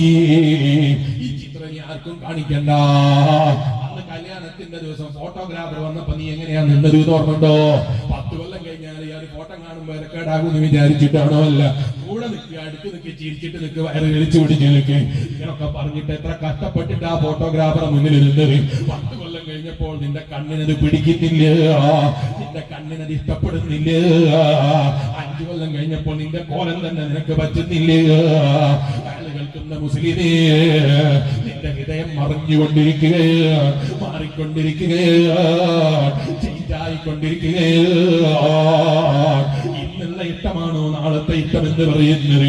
ഇന്ന് കമ്മിറ്റിയിൽ ചെന്നപ്പോൾ നീ പറഞ്ഞ അഭിപ്രായം ഉണ്ടല്ലോ, 5 ദിവസം കഴിഞ്ഞിട്ട് ആ കമ്മിറ്റിയിൽ ആ തീരുമാനം എടുക്കാൻ വേണ്ടി വന്നു. എന്തിനാ വന്നത്? നീ പറഞ്ഞ അഭിപ്രായം തീരുമാനം എടുക്കാൻ വേണ്ടി. വീണ്ടും കമ്മിറ്റി ഒരുമിച്ച് കൂടിയതാണ്. അപ്പൊ കമ്മിറ്റിയിൽ നീ പറഞ്ഞ തീരുമാനം പാസ്സാക്കാനാണ് തീരുമാനം. അപ്പോഴാണ് നീ എന്നിട്ട് പറയുന്നത്, സംഗതി ഞാൻ തന്നെയാണ് അഭിപ്രായം പറഞ്ഞത്. 5 ദിവസമായി ഞാനിത് തലയിൽ കൊണ്ട് നടക്കുന്നത്. ഇപ്പോഴാ എനിക്ക് മനസ്സിലായത് എന്റെ അഭിപ്രായം പൊള്ളയാണ്, അത് ശരിയില്ല, അത് നടത്തണ്ടെന്നാണ് എന്റെ അഭിപ്രായം. അപ്പൊ നാട്ടുകാരൊക്കെ പറയാണ്, നീ ഇനി എന്ത് പറഞ്ഞിട്ടും കാര്യമില്ല, ഞങ്ങളത് തീരുമാനിച്ചിട്ട് നടപ്പാക്കാനായി മീറ്റിംഗ് വിളിച്ചത്. നീ മാത്രമേ ഇന്നതിനെതിരെ പറയാനുള്ളൂ, അനുഭവങ്ങൾ പറയാനില്ലേ. ഇന്നത്തെ അഭിപ്രായമല്ല മുസ്ലിമേ നിന്റെ നാളത്തെ അഭിപ്രായം, നാളത്തെ അഭിപ്രായമല്ല മുസ്ലിമേ മറ്റന്നാളുള്ള അഭിപ്രായം. മാറിക്കൊണ്ടിരിക്കുന്ന ഹൃദയത്തിന്റെ ഉടമകളാണ് മനുഷ്യൻ. അതുകൊണ്ട് ആ ലോകത്തിന്റെ മുഴുവനും അധിപനായ റബ്ബിന്റെ പ്രിയപ്പെട്ട ഹബീബ് അഷ്റഫുൽ ഖൽഖ് മുഹമ്മദുർ റസൂലുള്ളാഹി സ്വല്ലല്ലാഹു അലൈഹി വസല്ലം തങ്ങളുടെ ദുആ, അല്ലാഹുമ്മ തബ്ബിത് ഖൽബി, എന്റെ ഹൃദയത്തിനെ നീ നിലനിർത്തി തരണേ അല്ലാഹ്, ഹൃദയത്തിനെ നീ അടിയുറപ്പിച്ച് നിലനിർത്തണേ അല്ലാഹ്. അഷ്റഫുൽ വറാ മുഹമ്മദുർ റസൂലുള്ളാഹി മുഹമ്മദുർ റസൂലുള്ളാഹി സ്വല്ലല്ലാഹു അലൈഹി വസല്ലം. അപ്പൊ ചില ആളുകൾ ഇങ്ങനെ വിചാരിക്കുന്നു, വളരെ ശരിയാ പറഞ്ഞത്, കല്യാണം കഴിക്കും മോളെ കണ്ടിട്ട് ആദ്യത്തെ കാണൽ കണ്ടപ്പോ ഭയങ്കര ഇഷ്ടം തോന്നിയിരുന്നു. ഇപ്പൊ കാണുമ്പോ ഇങ്ങനെ തോന്നുകയാണ് അത് വലിയ പോരാ, അന്ന് ഞാൻ പെട്ട പടല് വല്ലാത്ത പടലാണ്. അങ്ങനില്ലേ ചില ആളുകൾക്ക് കല്യാണം കഴിക്കുമ്പോൾ ഭയങ്കര ഇഷ്ടത്തിലാ വിവാഹം കഴിച്ചത്. 5 കൊല്ലം കഴിഞ്ഞിട്ടില്ല, 3 കൊല്ലം കഴിയുമ്പോഴേക്ക് അവളോട് മടുപ്പ് തോന്നിപ്പോയി. ഇമാമിങ്ങൾ പറഞ്ഞ കാരണം എന്താണ് എന്നറിയോ? വിവാഹം കഴിഞ്ഞിട്ടും കണ്ണിന് ഹറാമിൽ നിന്ന് സൂക്ഷിക്കാത്തവനാണോ? വിവാഹം കഴിഞ്ഞിട്ടും ഹറാം നോക്കുന്നതിൽ നിന്ന് മടിയില്ലാത്തവനാണോ? അന്യ പെണ്ണിന്റെ ചിത്രം നോക്കിയിട്ട് ഭംഗി നോക്കി ആസ്വദിക്കുന്നവനാണോ? അന്യ പെണ്ണിന്റെ ഫോട്ടോ വാൾപേപ്പറായിട്ട് സിനിമ നടിയെ ചിത്രം ചിത്രീകരിച്ചവനാണോ? ഹറാം നോക്കുന്നതിന് മടിയില്ലാത്തവനാണോ? അവനിക്കൊരു പെണ്ണിന് സമാധാനം കിട്ടൂല, ഒരു പെണ്ണിന് മാത്രം സന്തോഷം കണ്ടെത്താൻ കഴിയൂല. അവളെ ഭംഗി എല്ലാ കാലത്തും ഒരുപോലെയാണെന്ന് വിശ്വസിക്കാൻ അവന് കഴിയൂല. ഇമാമിങ്ങൾ ഇത് പറഞ്ഞിട്ട് പറയാണ്. അതുകൊണ്ടാണ് ഖുർആൻ അവരവരെ കണ്ണുകളെ താഴ്ത്തിയിടട്ടെ. അന്യപെണ്ണിനെ കണ്ടാൽ താഴ്ത്തിയിടുന്ന കണ്ണുകളായി അവരെ കണ്ണുകളെ മാറിയിടട്ടെ. അതുപോലെ അന്യപുരുഷനെ കണ്ടാൽ ഉമ്മമാരെ കണ്ണ് താഴ്ത്തിയിടുന്ന കണ്ണുകളായി. ഉമ്മമാരെ നിങ്ങളെ കണ്ണ് മാറിയില്ലെങ്കിൽ ഒരൊറ്റ പുരുഷനിലോ ഒരു ഭാര്യയിലോ മനസ്സമാധാനം കിട്ടൂല. മാറിക്കൊണ്ടിരിക്കുന്ന ഹൃദയം മാറി ചിന്തിച്ചുകൊണ്ടിരിക്കും. പിന്നെ കിട്ടിയ വായിൽ സമാധാനം കിട്ടൂല. 6 കൊല്ലം കഴിയുമ്പോൾ പിന്നെ ഭംഗിയില്ല എന്നുള്ള തോന്നലാണ്. 5 കൊല്ലം കഴിയുമ്പോൾ ഭംഗിയില്ല എന്നുള്ള തോന്നലാണ്. ഇതില്ലാതിരിക്കാൻ നിന്റെ കണ്ണിനെ ഹറാമിൽ നിന്ന് സൂക്ഷിക്കണമെന്ന് മഹാന്മാരായ ഔലിയാക്കൾ പറഞ്ഞിരുകയാണ്. ഇരിക്കട്ടെ എന്റെ വയത് കേൾക്കുന്ന വിശ്വാസികൾ, ഹറാമുകളിൽ നിന്ന് സൂക്ഷിച്ച് എന്നും നിലനിൽക്കുന്ന സുഖത്തിന് വേണ്ടി, എന്നും കിട്ടേണ്ട സമാധാനത്തിന് വേണ്ടി, എന്നും കിട്ടേണ്ട സൗകര്യത്തിന് വേണ്ടി ഒരു ലോകത്തെ റബ്ബ് പടച്ചു വെച്ചിട്ടുണ്ടല്ലോ. എന്താണ് ആ ലോകത്തിന്റെ പ്രത്യേകത എന്നറിയോ? അവിടെ മക്കള് തലവേദനയാകൂല, അവിടെ മക്കൾ പ്രയാസമാകൂല, അവിടെ മക്കൾ ബേജാറാകൂല. ദുനിയാവിൽ നീ കുട്ടികൾ ഉണ്ടാകാൻ എത്രയാ ദുആ ചെയ്തത്, എത്രയാണ് അല്ലാഹുവിനോട് പ്രാർത്ഥിച്ചത്. പക്ഷേ ദുനിയാവിൽ നീ പ്രാർത്ഥിച്ചിട്ട് മക്കളെ കിട്ടിയപ്പോ അതും പരീക്ഷണം തന്നെ. എന്തിലധികം പറയാനാ മഹാനായ നബിയുല്ലാഹി ഖലീലുല്ലാഹി ഇബ്രാഹിം, ഇബ്രാഹിം എത്ര കാലം മക്കളില്ലാതെ ദുആ ചെയ്തു, ഒരുപാട് കാലം ദുആ ചെയ്തിട്ട് അല്ലാഹു കൊടുത്ത മോനാണ് നബിയുല്ലാഹി ഇസ്മാഈൽ അലൈഹിസ്സലാം. മകനെ കിട്ടിയ ഇബ്രാഹിം നബി അലൈഹിസ്സലാം എന്തൊരു സന്തോഷത്തിലാണ്. ആ സന്തോഷത്തിൽ നിൽക്കുമ്പോഴാണ് റബ്ബിന്റെ ഓർഡർ വരുന്നത്. എന്നിട്ട് മകനെ വിളിച്ചിട്ട് ആ ബാപ്പ പറയാണ്, മോനെ ഞാൻ നിന്നെ അറുക്കാൻ വേണ്ടി സ്വപ്നം കണ്ടിട്ടുണ്ട്. ഇന്നീ അദ്ബഉക ഫൻദുർ മാദാ തറാ. നിന്നെ സ്വപ്നത്തിൽ അറുക്കാൻ വേണ്ടി ഞാൻ സ്വപ്നം കണ്ടിട്ടുണ്ട്, നിന്റെ അഭിപ്രായം എന്താണ്? അപ്പോഴാണ് മഹാനായ ഖലീലുല്ലാഹി ഇബ്രാഹിം അലൈഹിസ്സലാമിന്റെ പുന്നാര മോനായ ഇസ്മായിൽ നബി അലൈഹിസ്സലാമിന്റെ മറുപടി എന്ത് പറയാനാണ്? വാപ്പാ സതജിദുനി ഇൻഷാ അല്ലാഹു മിനസ് സാബിരീൻ. ഇഫ്അൽ മാ തുമർ, കൽപ്പിക്കപ്പെട്ടതുപോലെ ചെയ്യണം. എന്നിട്ടോ കൽപ്പിച്ചത് അറുക്കാനാണെങ്കിൽ അറുത്തോളം. അർത്താൽ എന്താ ഇവിടെ വരാനുള്ളത് എന്നറിയോ? ബേജാറാകണ്ട. സതജിദുനി ഇൻഷാ അല്ലാഹു മിനസ് സാബിരീൻ. സ്വന്തം ബാപ്പന്റെ കൈ കൊണ്ട് മകന്റെ കഴുത്തിലേക്ക് കത്തിവെച്ച ആ മുറിയൂല ബാപ്പാന്നാണോ മകൻ പറഞ്ഞത്? ഒരിക്കലുമല്ല. മകന്റെ മറുപടി സതജിദുനി ഇൻഷാ അല്ലാഹു മിനസ് സാബിരീൻ. കഴുത്തറുത്ത് മാറ്റുമ്പോൾ പോലും എന്റെ റബ്ബ് എനിക്കതാ ഇൻഷാ അല്ലാഹ്, അല്ലാഹ് എനിക്ക് കനിഞ്ഞേകിയാൽ ക്ഷമയുള്ളവരെ കൂട്ടത്തില്, മഹാന്മാരുടെ കൂട്ടത്തില് എന്റെ റബ്ബ് പെടുത്തി തരാനത് കാരണമാകും ബാപ്പാ. എന്നൊരു ഈമാനാണ്. ആ ഈമാനല്ലേ ഒപ്പമാരെ നമ്മൾ സമ്പാദിച്ചെടുക്കേണ്ടത്, അതിനല്ലേ നമ്മൾ അധ്വാനിക്കേണ്ടത്, അതിനല്ലേ നമ്മളെ ജീവിതത്തെ ചെലവഴിക്കേണ്ടത്. യാതൊരുമില്ലായി കഴിഞ്ഞ ദിവസം ഒരു വിദ്വാന്റെ പ്രസംഗം കേട്ടു. അവന് പറയാനുള്ളത് ഈ കഥ ഉണ്ടാക്കിയ കഥയാണ്. അള്ളാന്റെ ഖുർആനാണ്. ഇതുവരെ ഇയാൾ പ്രസംഗിക്കുന്നത് ഞാൻ കേട്ടിട്ടുണ്ട്. ഖുർആനെ മുറുകെ പിടിച്ചോളി. ബുഖാരി ഇമാം കള്ളം പറഞ്ഞതാണ്, ഇമാം തുർമുദി ഇമാം റളിയല്ലാഹു അൻഹു കള്ളം പറഞ്ഞതാണ്. മുആവിയ എന്ന് പറയുന്ന സഹാബി ലോകത്ത് അതേ ഭരണം നടത്തിയത് ഇസ്ലാമിക വിപ്ലവത്തിന് വേണ്ടിയല്ല, സ്വയം അതേ സാമ്രാജ്യത്തിൽ ഉണ്ടാക്കാനാണ്. അന്നുവിനെ തെറി വിളിക്കുകയാണ്, ഇമാം മാലിക് റളിയല്ലാഹു അൻഹുവിനെ തെറി വിളിക്കുകയാണ്, ശാഫി ഇമാമുകളെ തെറി വിളിക്കുകയാണ്. ഇതൊക്കെ തെറി വിളിച്ചിട്ട് എനിക്ക് പറയാനുള്ളത് എന്താണ് എന്നറിയോ? അള്ളാന്റെ ഖുർആൻ മുറുക്കെ പിടിച്ചോ, ബാക്കിയെല്ലാം തള്ളിക്കളഞ്ഞോ. ഖുർആനെ നിങ്ങൾക്ക് വിജയം തരാനുള്ളൂ എന്ന് പറഞ്ഞൊരു വിദ്വാൻ അവന്റെ പ്രസംഗം തന്നെ ഞാൻ കേട്ടു. അപ്പൊ പറയാണ്, മഹാനായ ഇബ്രാഹിം നബി അലൈഹിസ്സലാമിനോട് അള്ളാഹ് കൽപ്പിച്ചിട്ടില്ല, ഖുർആനിൽ ചേർത്തതാണ് എന്നാണോ ഇവൻ പറയുന്നത്? ഇന്നുള്ള ഖുർആൻ ശരിയായ ഖുർആൻ അല്ലാതാണോ പറയുന്നത്? ഇവന്റെ ഈമാനിന്റെ കാര്യം ഞാൻ പറയേണ്ടതില്ലല്ലോ. അത് കേൾക്കുന്ന മുസ്ലിമേ, ഇങ്ങനെ ഇസ്ലാമിനെ കൊണ്ടുപോയിട്ട് ആ ജനങ്ങൾക്കിടയിൽ എന്തെങ്കിലും ആക്കിയിട്ട് ചിത്രീകരിക്കാൻ നടക്കുന്ന ഏതെങ്കിലും അത്തരം പുത്തൻവാദികളെ വാക്ക് കേട്ടിട്ട് ഇസ്ലാമിനെ തെറ്റിദ്ധരിക്കരുത് കേട്ടോ. പരിശുദ്ധ ദീനുൽ ഇസ്ലാം ദുനിയാവിലെ സുഖം ആർക്കും കൊടുക്കാൻ വേണ്ടി ഉണ്ട് എന്നല്ല പറഞ്ഞത്. മഹാന്മാരായ അമ്പിയാക്കൾക്കൊക്കെ പരീക്ഷണങ്ങളാണ്. ആ പരീക്ഷണത്തിന്റെ കൂട്ടത്തിൽ ഒരു പരീക്ഷണമാണ് മഹാനായ നബിയുല്ലാഹി ഖലീലുല്ലാഹി ഇബ്രാഹിം നബിയുനാ അലൈഹിസ്സലാം, നബിയുല്ലാഹി ഇസ്മാഈൽ നബിയുനാ അലൈഹിസ്സലാം. അവർക്കുള്ള പരീക്ഷണമാണ് കത്തി കഴുത്തിൽ ചറുത്തോളണം. അപ്പോഴാണ് ബാപ്പനോട് പറയുന്നത്, എന്നെ ഇൻഷാ അല്ലാഹു മിനസ് സാബിരീൻ, ക്ഷമയുള്ളവരെ കൂട്ടത്തിലായി എന്നെ എത്തിച്ചേക്കും ബാപ്പാ. നിങ്ങൾ അറക്കുന്ന സമയത്ത് അതേ അറപ്പ് കാണിക്കേണ്ടതില്ല, പേടി കാണിക്കേണ്ടതില്ല, വിഷമിക്കേണ്ടതില്ല. ബാപ്പ അറുത്തോളൂ, എന്റെ റബ്ബെന്നെ ക്ഷമയുള്ളവരെ കൂട്ടത്തിൽ പെടുത്തിയേക്കും. ഭയപ്പെടേണ്ട ബാപ്പാ. ചെറുപ്പക്കാരെ എഴുന്നേറ്റിരുന്നോ, ദൂരെ നിൽക്കുന്ന മുഅ്മിനീങ്ങളൊക്കെ അടുത്തേക്ക് വന്നു. ഞാൻ എന്റെ പ്രസംഗം നിർത്തട്ടെ റബ്ബേ. ഞങ്ങളെ ഈ മജ്‌ലിസും ഞങ്ങളെ സർവ്വ മജ്‌ലിസുകളും ഞങ്ങൾക്ക് ആഖിറത്തിൽ ഉപകരിക്കുന്ന മജ്‌ലിസായി നീ ഞങ്ങളിൽ നിന്ന് കബൂലാക്കി തരണേ അല്ലാ. ഉപ്പാപ്പമാരെവിടെയിരുന്നു കേൾക്കുന്ന മുസ്ലിമേ, അല്ലാഹുവിലേക്ക് മനസ്സ് കൊടുക്കാൻ കഴിയണം, റബ്ബിലേക്ക് ഹൃദയത്തെ സമർപ്പിക്കാൻ കഴിയണം. തിജാറത്തും വലാ ബൈഉൻ അൻ ദിക്രില്ലാഹ് വഇഖാമിസ് സ്വലാത്തി വഇതാഇസ് സകാത്ത് യഖാഫൂന യൗമൻ തതഖല്ലബു ഫീഹിൽ ഖുലൂബു വൽ അബ്സാർ. അല്ലാഹുവിന്റെ ഖുർആനിൽ ഒരു വിഭാഗത്തെ പരിചയപ്പെടുത്തുകയാണ്. ഏതാണ് വിഭാഗം എന്നറിയോ? റിജാലുൽ ലാ തുൽഹീഹിം തിജാറത്തുൻ വലാ ബൈഉൻ അൻ ദിക്രില്ലാഹ്. എത്ര വലിയ ബിസിനസ് വന്നാലും, എത്ര വലിയ കച്ചവടം വന്നാലും, എന്ത് തന്നെ ഭൗതികമായ നേട്ടത്തിന്റെ മുന്നിൽ ഇറങ്ങിയാലും അവരല്ലാഹുവിനെ മറക്കൂല. റബ്ബിലേക്കുള്ള മടക്കയാത്ര അവർ മറക്കൂല.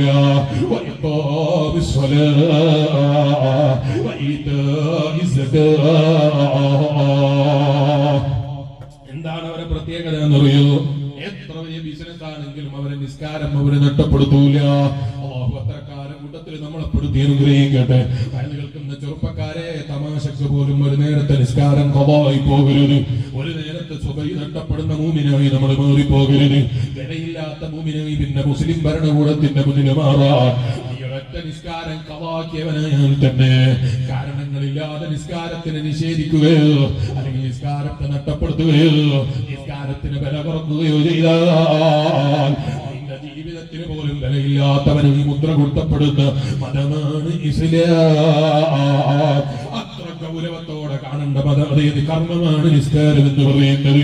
അതുകൊണ്ട് ആ മഹാനായ സയ്യിദുനാ ബിലാൽ ഇബ്നു റബാഹ് റളിയല്ലാഹു അൻഹു വീട്ടിന്റെ ചാരത്ത് വന്നിട്ട് അതേ രോഗം കൊണ്ട് പ്രയാസപ്പെടുന്ന സമയത്ത് പള്ളിയിൽ വരാൻ കഴിയുമോ ഹബീബ് നബി സല്ലല്ലാഹു അലൈഹി വസല്ലം തങ്ങൾക്ക് എന്ന് ഭയപ്പെടുന്ന സമയം ബിലാൽ ഇബ്നു റബാഹ് റളിയല്ലാഹു അൻഹു വീട്ടിന്റെ പരിസരത്ത് വന്ന് നിന്നിട്ട് വിളിക്കുകയാണ്, യാ റസൂലല്ലാഹ്, അല്ലാഹുവിന്റെ റസൂലേ സല്ലല്ലാഹു അലൈഹി വസല്ലം.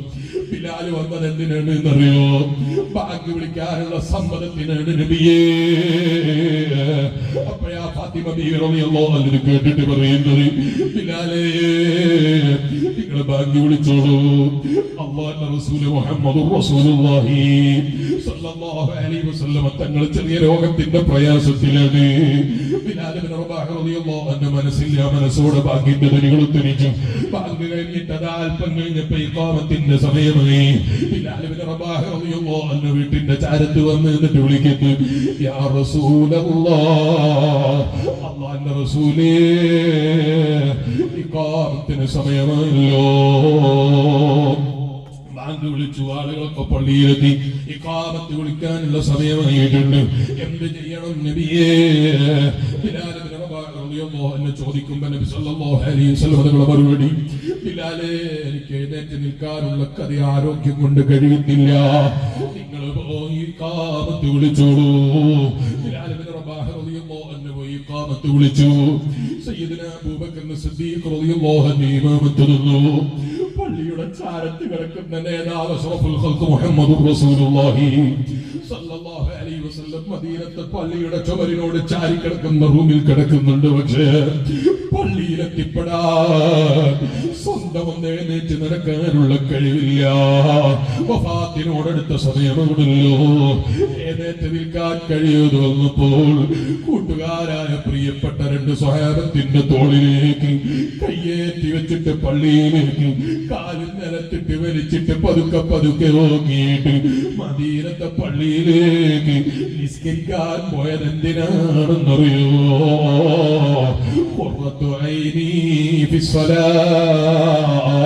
ജനങ്ങളെ, എനിക്ക് ദുനിയാവിൽ എന്റെ കണ്ണിന് കുളിർമ കിട്ടുന്ന ഏറ്റവും വലിയ അമലി അത് ഭൗതികമായ ഭാര്യന്റെ മുന്നിലോ ഭൗതികമായ സുഖങ്ങളെ മുന്നിലോ പ്രിയപ്പെട്ട സഹാബ നിങ്ങൾ എന്നെ ആദരിക്കുമ്പോഴോ, നിങ്ങൾ എന്നെ ബഹുമാനിക്കുമ്പോഴോ, നിങ്ങൾ എന്നെ ബഹുമാനിച്ച് എഴുന്നേൽക്കുമ്പോഴോ, എന്റെ ബഹുമാനം പറയുമ്പോഴോ ഒരിക്കലും അല്ല. ഖുർറത്തു ഐനി ഫിസ്സലാത്ത്, എനിക്ക് ഏറ്റവും വലിയ സുഖം കിട്ടുന്നത് ലോകത്തിന്റെ മുഴുവനും അധിപനായ അല്ലാഹ് ആ റബ്ബിന്റെ മുന്നിൽ ഒന്ന് എഴുന്നേറ്റിട്ടുണ്ട് രണ്ടറക്കാറ്റ് നിസ്കരിക്കുമ്പോഴാണ് ജനങ്ങള്. അതുകൊണ്ട് തന്നെ പള്ളിയിൽ ജമാഅത്ത് നടക്കുന്ന സമയത്ത് സുഖമില്ലാ വയ്യാതെ സ്വന്തത്തിൽ എഴുന്നേറ്റ് നടക്കാൻ കഴിയാത്ത സമയത്ത് പോലും വീട്ടിന്റെ ഉള്ളിൽ കിടക്കാൻ ആ നേതാവിന്റെ മനസ്സനുവദിച്ചില്ല. നിസ്കാരം കളാക്കിയത് എന്തിനാണെന്ന് ചോദിച്ചാൽ തുടച്ചു തീരാത്തതിന്റെ പേരിലല്ലേ, അരക്കി തീരാത്തതിന്റെ പേരിലല്ലേ, വീട്ടിലെ പണി തീരാത്തതിന്റെ പേരിലല്ലേ, ഒരു നേരത്തെ നിസ്കാരത്തിന് വില കൽപ്പിക്കാൻ കഴിയാത്ത പെങ്ങളായി ഉമ്മയായി നിങ്ങൾ വിവാഹത്തിന്റെ പേരിലോ വീട്ടിലെ സന്തോഷങ്ങളുടെ പേരിലോ മേക്കപ്പിന്റെ പേരിലോ നിങ്ങളെ നിസ്കാരം നഷ്ടപ്പെടുത്തുന്ന മുസ്ലിമായി പെങ്ങളെ അതപ്പതിച്ചു പോയാൽ നമ്മളെക്കാൾ നഷ്ടം സമ്പാദിച്ചവരാര്? അഷ്റഫുൽ ഖൽഖ് മുഹമ്മദുർ റസൂലുള്ളാഹി സല്ലല്ലാഹു അലൈഹി വസല്ലം. ആ നേതാവ് പള്ളിയിലേക്ക് പോയി തിരിച്ചു വന്നു. വീട്ടിലെത്തിയപ്പോൾ ഹബീബ് നബി സല്ലല്ലാഹു അലൈഹി വസല്ലം പ്രിയപ്പെട്ട മകളല്ലേ ഫാത്തിമ ബീവി റളിയല്ലാഹു അൻഹാ അടുത്തേക്ക് വിളിച്ചിട്ട് ഫാത്തിമ ബീവി റളിയല്ലാഹു അൻഹയുടെ മുന്നിൽ വെച്ചിട്ട് വഫാത്തിന്റെ വിവരം ഫാത്തിമ ബീവി അറിയിക്കുകയാണ്. ഫാത്തിമ എന്റെ വഫാത്ത് അടുത്തു പോയി. ആരോടാ പറഞ്ഞത്? കിതഅത്ത ഖൽബി, എന്റെ കരളിന്റെ കഷ്ടമാണ് മോളെ നീ എന്ന് പറഞ്ഞ് ഏറ്റവും പ്രിയപ്പെട്ട മോളാണല്ലോ സയ്യിദത്തുനാ ബീവി ഫാത്തിമ. ഇതൊക്കെ കേൾക്കേണ്ട താമസം കണ്ണിലെ കണ്ണുനീര് പൊട്ടിയൊലിച്ചു പോയി. പിടിച്ചു നിർത്താൻ കഴിയുന്നില്ല. എന്റെ പ്രിയപ്പെട്ട പിതാവ് അല്ല, ലോകത്തിന് നഷ്ടപ്പെടാൻ പോകുന്നത് വെറും എന്റെ ഒരു പിതാവ് എന്ന അഡ്രസ്സിൽ മാത്രമാണോ? അല്ല, ലോകത്തിന് മുഴുവൻ കാരുണ്യം തന്നെ ഉണ്ടാകാനുള്ള കാരണമായി അല്ലാഹു തന്നെ റഹ്മാനുർ റഹീമാണ് എന്ന് വിശേഷിപ്പിച്ച ഏറ്റവും കാരുണ്യത്തിന്റെ കടലായി അല്ലാഹു സൃഷ്ടിച്ചയച്ച ലോകത്തിന്റെ മുഴുവനും അനുഗ്രഹമാണല്ലോ റഹ്മത്തുൽ ലിൽ ആലമീൻ അഷ്റഫുൽ വറാ മുഹമ്മദുർ റസൂലുള്ളാഹി സല്ലല്ലാഹു അലൈഹി വസല്ലം. എന്റെ വാത് കേൾക്കുന്ന ഉമ്മ, എന്റെ വാത് കേൾക്കുന്ന പെങ്ങള്, ആ നേതാവിനെ അറിയേണ്ടത് പോലെ ഒരു ഹൃദയത്തിന് അറിയാൻ കഴിഞ്ഞിട്ടുണ്ടെങ്കിൽ, ഒരു നേതാവിനെ പരിചയപ്പെടേണ്ടത് പോലെ പരിചയപ്പെടാൻ കഴിഞ്ഞിട്ടുണ്ടെങ്കിൽ, സ്വന്തം ജീവനേക്കാൾ ഒരു വില കൽപ്പിച്ചു കൊടുത്തത് വെറുതെയാണോ? സ്വന്തം കണ്ണ് പോലും കൊണ്ടുപോയി. ഓ ഹബീബായ നബിയേ, അങ്ങയുടെ പൂമുഖം കണ്ട കണ്ണുകളുണ്ട് ഇനി ഭൂമിയിലൊന്നും ഞാൻ കാണാൻ താല്പര്യപ്പെടുന്നില്ല എന്ന് പ്രഖ്യാപിക്കുമ്പോ ഭാര്യയില്ലാത്തതിന്റെ പേരിലാണോ? അല്ല. കണ്ണുകൊള്ളിർമ ഉണ്ടാക്കുന്ന മക്കളില്ലാത്തതിന്റെ പേരിലാണോ? അല്ല. ഇഷ്ടപ്പെട്ട കൂട്ടുകാരില്ലാത്തതിന്റെ പേരിലാണോ? അല്ല. ഭൗതികമായ നേട്ടങ്ങളൊന്നും ഭൂമിയിലൊന്നും കിട്ടാനില്ല, ഇതിന്റെ പേരിലാണോ? അല്ല. ഈ മുഖത്തെക്കാൾ അനുഗ്രഹമായി പറയാൻ കഴിയുന്നൊരു മുഖം ഇനി ഭൂമിയിൽ മറ്റൊന്ന് പറയാനില്ല. ഇവിടുത്തെ മുഖത്തേക്ക് നോക്കുമ്പോ കിട്ടുന്നൊരു സുഖമുണ്ടല്ലോ, അതിനേക്കാൾ വലിയൊരു സുഖം ഭൂമിയിൽ ഞാൻ ഇതുവരെ കണ്ടിട്ടില്ല. ഇത് അനുഭവം കൊണ്ടറിഞ്ഞവരാണ് സ്വഹാബത്ത്. അതുകൊണ്ട് ഉമർ ബിൻ ഖത്താബ് റളിയല്ലാഹു അൻഹു ആരാണോ നബി സല്ലല്ലാഹു അലൈഹി വസല്ലം വഫാത്തായി എന്ന് പറയാൻ ധൈര്യമുള്ളവൻ, ഞാൻ അവനെ വെറുതെ വിടൂല എന്ന് പറയുമ്പോ സയ്യിദുനാ അബൂബക്കർ സിദ്ദീഖ് റളിയല്ലാഹു അൻഹു അവിടുത്തെ മുഖത്തേക്ക് നോക്കിയിട്ട് പറഞ്ഞില്ലേ, ഹബീബായ നബിയേ, അങ്ങേക്കല്ല കണക്കാക്കിയ വഫാത്തുണ്ടല്ലോ, ആ വഫാത്ത് ഇവിടെ സംഭവിച്ചു കഴിഞ്ഞു നബിയേ. ഇത് പറയുമ്പോ അബൂബക്കർ സിദ്ദീഖ് റളിയല്ലാഹു അൻഹു എന്റെ കണ്ണിൽ നിന്ന് കണ്ണുനീര് ധാരധാരയായി ഒഴുകുകയാ.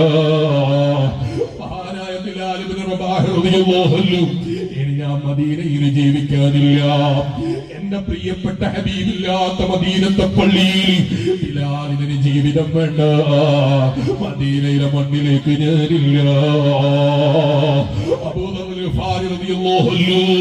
അവിടുത്തെ പ്രിയപ്പെട്ട സഹാബിയല്ലേ, അല്പകാലം മദീനയിൽ ജീവിച്ചെങ്കിലും ഇനി മദീനയോട് എനിക്ക് വിട പറയാനാണ് നല്ലതെന്ന് ചിന്തിച്ച് അവിടുത്തെ മഹബത്തിന്റെ പേരിലും മറ്റു പരീക്ഷണങ്ങളുടെ പേരിലും നാട് വിട്ടു പോകേണ്ടി വന്നില്ലേ? എന്തിന്റെ പേരിലാണ്? ഹൃദയത്തിന്റെ ഉള്ളിൽ നിറഞ്ഞു നിൽക്കുന്ന മഹബത്താണല്ലോ. നമ്മളോട് ചോദിച്ചാൽ നമ്മൾ പറയും ഏറ്റവും ഇഷ്ടം ഹബീബായ നബിതങ്ങളോടാണ്, ഏറ്റവും സ്നേഹം അല്ലാഹുവിനോടാണ്. പക്ഷേ പ്രവൃത്തി പദത്തിൽ നോക്കുമ്പോൾ നമുക്ക് കാണാനില്ല. പ്രിയപ്പെട്ട മഹദിയായ സയ്യിദത്തുനാ ബീവി ഫാത്തിമ റളിയല്ലാഹു അൻഹയോട് വഫാത്തിന്റെ വിവരം പറഞ്ഞപ്പോൾ ഫാത്തിമ ബീവി കരയുന്ന ഫാത്തിമ ബീവി റളിയല്ലാഹു അൻഹയോട് അല്ലാഹുവിന്റെ ഹബീബ് നബി മുഹമ്മദുർ റസൂലുള്ളാഹി സല്ലല്ലാഹു അലൈഹി വസല്ലം തങ്ങളെ ചവിട്ടിന്റെ അടുക്കലേക്ക് വിളിച്ചിട്ട് കാതുകൾക്ക് കടുപ്പിച്ച് വിളിച്ചിട്ട് ചവിട്ടിലൊരു സുകാര്യം പറഞ്ഞു. ആ സുകാര്യം കേട്ടപ്പോൾ ഫാത്തിമ ബീവി റളിയല്ലാഹു അൻഹ ഒരൊറ്റ ചിരിയാ. കേൾക്കുന്ന ഉമ്മമാരെ, വഫാത്തിന്റെ വിവരം കേട്ട് കരഞ്ഞ ഫാത്തിമ ബീവി റളിയല്ലാഹു അൻഹ ചിരിക്കുകയാണ്. ആയിഷ ബീവി റളിയല്ലാഹു അൻഹ ദൂരെ നിന്ന് ഇങ്ങനെ കാണുകയാണ്. സമയം കിട്ടിയപ്പോൾ ആയിഷ ബീവി റളിയല്ലാഹു അൻഹ ചോദിക്കുകയാണ്, ഓ പ്രിയപ്പെട്ട ഫാത്തിമ, കരഞ്ഞുകൊണ്ടിരിക്കുന്ന നിങ്ങളെ കാതിലേക്ക് നബി സല്ലല്ലാഹു അലൈഹി വസല്ലം തങ്ങൾ എന്തോ ഒന്ന് മന്ത്രിച്ചു തന്നിട്ടുണ്ടല്ലോ, അപ്പൊ നിങ്ങൾ ചിരിച്ചു പോയല്ലോ, അതെന്താണെന്ന് ആയിഷക്ക് പറഞ്ഞു തരുമോ? ഉമ്മഹാത്തുൽ മുഅ്മിനീങ്ങളെ ലീഡറായ സയ്യിദത്തുനാ ബീവി ആയിഷ റളിയല്ലാഹു അൻഹ ചോദിച്ചപ്പോ ആ ഫാത്തിമ ബീവി റളിയല്ലാഹു അൻഹ കൊടുത്ത മറുപടി എന്താണ് അറിയോ ഉമ്മമാരെ? എനിക്ക് എന്റെ പ്രിയപ്പെട്ട പെൺകുട്ടികളെ കൂട്ടത്തിന്, ഭാര്യമാരെ കൂട്ടത്തിനായി ഞാനുമായി ഏറ്റവും അടുപ്പമുള്ള എന്റെ പ്രിയപ്പെട്ട പെണ്ണിന്റെ കൂട്ടത്തിന് ഖബറിലേക്ക് വരാനുള്ള ആദ്യത്തെ വനിത ഫാത്തിമ ആരാണ് എന്നറിയോ? നിങ്ങളാണ് കേട്ടോ. ഖബറിലേക്ക് ഏറ്റവും കൂടുതൽ അടുത്തിരിക്കുന്നത് നിങ്ങളാണ് എന്ന് പറയുമ്പോ ഫാത്തിമ ബീവി റളിയല്ലാഹു അൻഹ ചിരിക്കുകയാണ്. നിങ്ങളെ വഫാത്ത് കേട്ടപ്പോ കരഞ്ഞ ഫാത്തിമ ബീവി റളിയല്ലാഹു അൻഹ സ്വന്തം വഫാത്തിനെ കുറിച്ച് പറഞ്ഞപ്പോ ചിരിക്കുകയാണ്. എന്റെ വയലുകൾക്ക് നോപ്പമാര് എവിടെ നിന്ന് കിട്ടിയ ധൈര്യമാണ്? സ്വന്തം ബാപ്പാന്റെ വേർപാട് സഹിക്കാൻ കഴിയാത്ത മോളോട് സ്വന്തം മരണത്തെ കുറിച്ച് പറഞ്ഞപ്പോ ചിരിക്കാൻ കിട്ടിയ ധൈര്യം എവിടെയാണ്? അതാ ഞാൻ പറഞ്ഞത്, ദിക്റിലായുള്ള ജീവിതം, അല്ലാഹുവിന്റെ പൊരുത്തം പ്രതീക്ഷിച്ചുള്ള ജീവിതം ഫാത്തിമ ബീവി റളിയല്ലാഹു അൻഹ ജീവിതത്തിൽ സമ്പാദിച്ചെടുത്തത് കൊണ്ടതല്ല. ഫാത്തിമ ബീവി റളിയല്ലാഹു അൻഹക്ക് ധൈര്യമാണ്. എന്റെ വാപ്പന്റെ അടുക്കലേക്ക് ഖബറിലേക്ക് പോകാൻ പെണ്ണിന്റെ കൂട്ടത്തിൽ ആദ്യമായി തെരഞ്ഞെടുത്തത് എന്നെയാണല്ലോ. ഫാത്തിമ ബീവി റളിയല്ലാഹു അൻഹ ചിരിച്ചുപോയി. എന്നാ വയത് കേൾക്കുന്ന പെങ്ങളെ, ആ ഫാത്തിമ ബീവി റളിയല്ലാഹു അൻഹ അബൂദർ ഗിഫാരി റളിയല്ലാഹു അൻഹു, ഹസൻ ഹുസൈൻ റളിയല്ലാഹു അൻഹു, പ്രിയപ്പെട്ട ഭർത്താവായ അലി ഇബ്നു അബീ ത്വാലിബ് റളിയല്ലാഹു അൻഹു, നാലാളുകളും കൂടി അതാ ചുമലിലേറ്റിയിട്ട് ഖബറിലേക്ക് തലയെ കൊണ്ടുപോയി താഴ്ത്തി വെക്കുകയാണ്. അബൂദർ ഗിഫാരി റളിയല്ലാഹു അൻഹു സമയം നിന്ന് പറഞ്ഞു പോയി, ഖബറ് ആരാ വരുന്നത് എന്നറിയോ? അല്ലാഹുവിന്റെ റസൂൽ എന്റെ കരളിന്റെ കഷ്ണമാണ് മോളെ എന്ന് വിശേഷിപ്പിച്ച ഫാത്തിമയാണ് ഖബറിലേക്ക് വരുന്നത്. ഖബറേ, അപ്പോഴാ ഖബറിന്റെ മറുപടി അബൂദർ ഗിഫാരി റളിയല്ലാഹു അൻഹു കേൾക്കുന്നത്, അതാ ഈ പറയുന്ന ഖബറുണ്ടല്ലോ, ഒരിക്കലും നിങ്ങളെ തറവാട് ചോദിക്കുന്ന വീടല്ല, അമല് ചോദിക്കുന്ന വീടാണ്. അബൂദർ ഗിഫാരി തങ്ങൾ കേട്ടപ്പോ അത്ഭുതപ്പെട്ടു പോയി. അയാൾ കേൾക്കുന്ന ഉമ്മമാരെ, എന്നെയും നിന്നെയും കൊണ്ടുപോകാൻ വേണ്ടി മയ്യത്ത് കെട്ടിലുകൾ കാത്തിരിക്കുന്നത് എപ്പോഴാണ് എന്ന് പറയാനറിയാത്തവരാ നമ്മൾ. എന്തായാലും എന്റെ ആരോഗ്യം നോക്കുമ്പോ ഞാൻ ഇന്ന് മരിക്കൂല എന്ന് നീ വിചാരിക്കുന്നുണ്ടോ? അല്ലെങ്കിൽ നമ്മൾ ഇന്ന് മരിക്കൂല എന്ന് വിചാരിക്കുന്നുണ്ടോ? അങ്ങനെ വിചാരിച്ച പലരും അവര് പോലും അറിയാതെ അവരെ ഖബറിലെത്തിച്ചു പോയി. എന്തിലധികം പറയാനാണ്? ഞാൻ ഇങ്ങനെ ഓർത്തു പോവുകയാണ്. കാല് ഷുഗറിന്റെ ഒരേ പ്രയാസം വന്നതിന്റെ പേരിൽ മുട്ടിന്റെ താഴെ വെച്ച് മുറിച്ച ഒരാളെ കാണാൻ വേണ്ടി ചെന്നപ്പോ അയാൾ എന്നോട് പറയാൻ, എന്റെ കാല് മുറിച്ചിട്ടില്ല, എന്റെ കാല് മുറിച്ചിട്ടില്ല, എന്റെ കാല് മുറിച്ചിട്ടില്ല. ഞാനറിയാതെ ഇങ്ങനെ എന്റെ കാല് മുറിക്കൂല. കാല് പുറത്തിന്റെ അടിയിൽ പൊത്തി വെച്ചിട്ട് പറയാണ്, കാല് മുറിച്ചിട്ടില്ല. സ്വന്തം മക്കൾ ഓപ്പറേഷൻ തിയേറ്ററിലും എഴുതി കൊടുത്ത് ഒപ്പിട്ട് കൊടുത്തപ്പോ അവര് പോലും അറിയാതെ കാലങ്ങ് പോയി. അനുഭവങ്ങൾ പറയാനില്ലേ? കിഡ്നി മാറ്റി വെക്കാൻ വേണ്ടി ഹോസ്പിറ്റലിൽ പോയതാണ്. രണ്ടാളെ കിഡ്നി ഇല്ലാത്തതിന്റെ പേരിൽ രണ്ടാളും മരിച്ചുപോയി. അനുഭവങ്ങൾ പറയാനില്ലേ? കേൾക്കുന്ന മുസ്ലിമേ, ഏത് സമയത്തും വിളിച്ചാൽ പോകാനുള്ള നമ്മൾ ആ യാത്ര യാത്രക്ക് വേണ്ടി എന്തൊരുക്കി വെച്ചു എന്ന് ചോദിക്കുമ്പോ ഒന്നും പറയാനില്ലാത്ത നമ്മളാണെങ്കിൽ ഖബറിലേക്ക് പോകുമ്പോൾ മലക്കുൽ മൗത്ത് അസ്റാഈൽ അലൈഹിസ്സലാം എന്റെ റൂഹ് പിടിക്കാൻ വേണ്ടി വരുന്ന സമയം എന്നോട് ദയകാണിക്കാൻ, നിങ്ങളോട് ദയകാണിക്കാൻ ജീവിതത്തിൽ ചെയ്തു വെച്ച അമലെന്താണ് മുസ്ലിമേ? ജീവിതത്തിൽ ചെയ്തു വെച്ച സൽക്കർമ്മം എന്താണ് മുസ്ലിമേ? ഒന്നും പറയാനില്ലാത്ത നമ്മൾ ഭയങ്കര പ്രതീക്ഷയിലാണ് അല്ലേ? സ്വർഗത്തിന് വേണ്ടി അധ്വാനിച്ചിട്ടല്ലാതെ ഒരു നിലക്കും നഷ്ടപ്പെടാത്ത, ഒരു നിലക്കും തകരാത്ത, ഒരു നിലക്കും ടെൻഷൻ ഇല്ലാത്ത, ഒരു നിലക്കും പ്രയാസമില്ലാത്ത സ്വർഗമുണ്ടല്ലോ. അത് ലഭിക്കൂല എന്നുള്ളത് ഞാൻ വയത് പറയേണ്ടതില്ലല്ലോ. ദുനിയാവ് തന്നെ അധ്വാനിക്കാതെ കിട്ടാത്ത ലോകമാണെങ്കിൽ എന്നും നിലനിൽക്കുന്ന വിഷമങ്ങളും പ്രയാസങ്ങളും ബുദ്ധിമുട്ടില്ലാത്ത പാരത്രിക ലോകത്തുറന്നു നൽകുന്ന സ്വർഗം അത് അധ്വാനിക്കാതെ കിട്ടൂല എന്നുള്ളത് അത് പറയേണ്ടതില്ലല്ലോ. ആ സ്വർഗത്തിന് വേണ്ടി എന്റെയും നിങ്ങളുടെയും ജീവിതത്തെ നാം ചെലവഴിക്കണമെന്ന് മാത്രം ഈ സമയത്ത് മുട്ടാര്യമായി എന്നെ ഓർമ്മപ്പെടുത്തി, നിങ്ങൾ ഓർമ്മപ്പെടുത്തി ഞാൻ എന്റെ വാക്കുകൾക്ക് വിരാമം കുറിക്കുന്നു.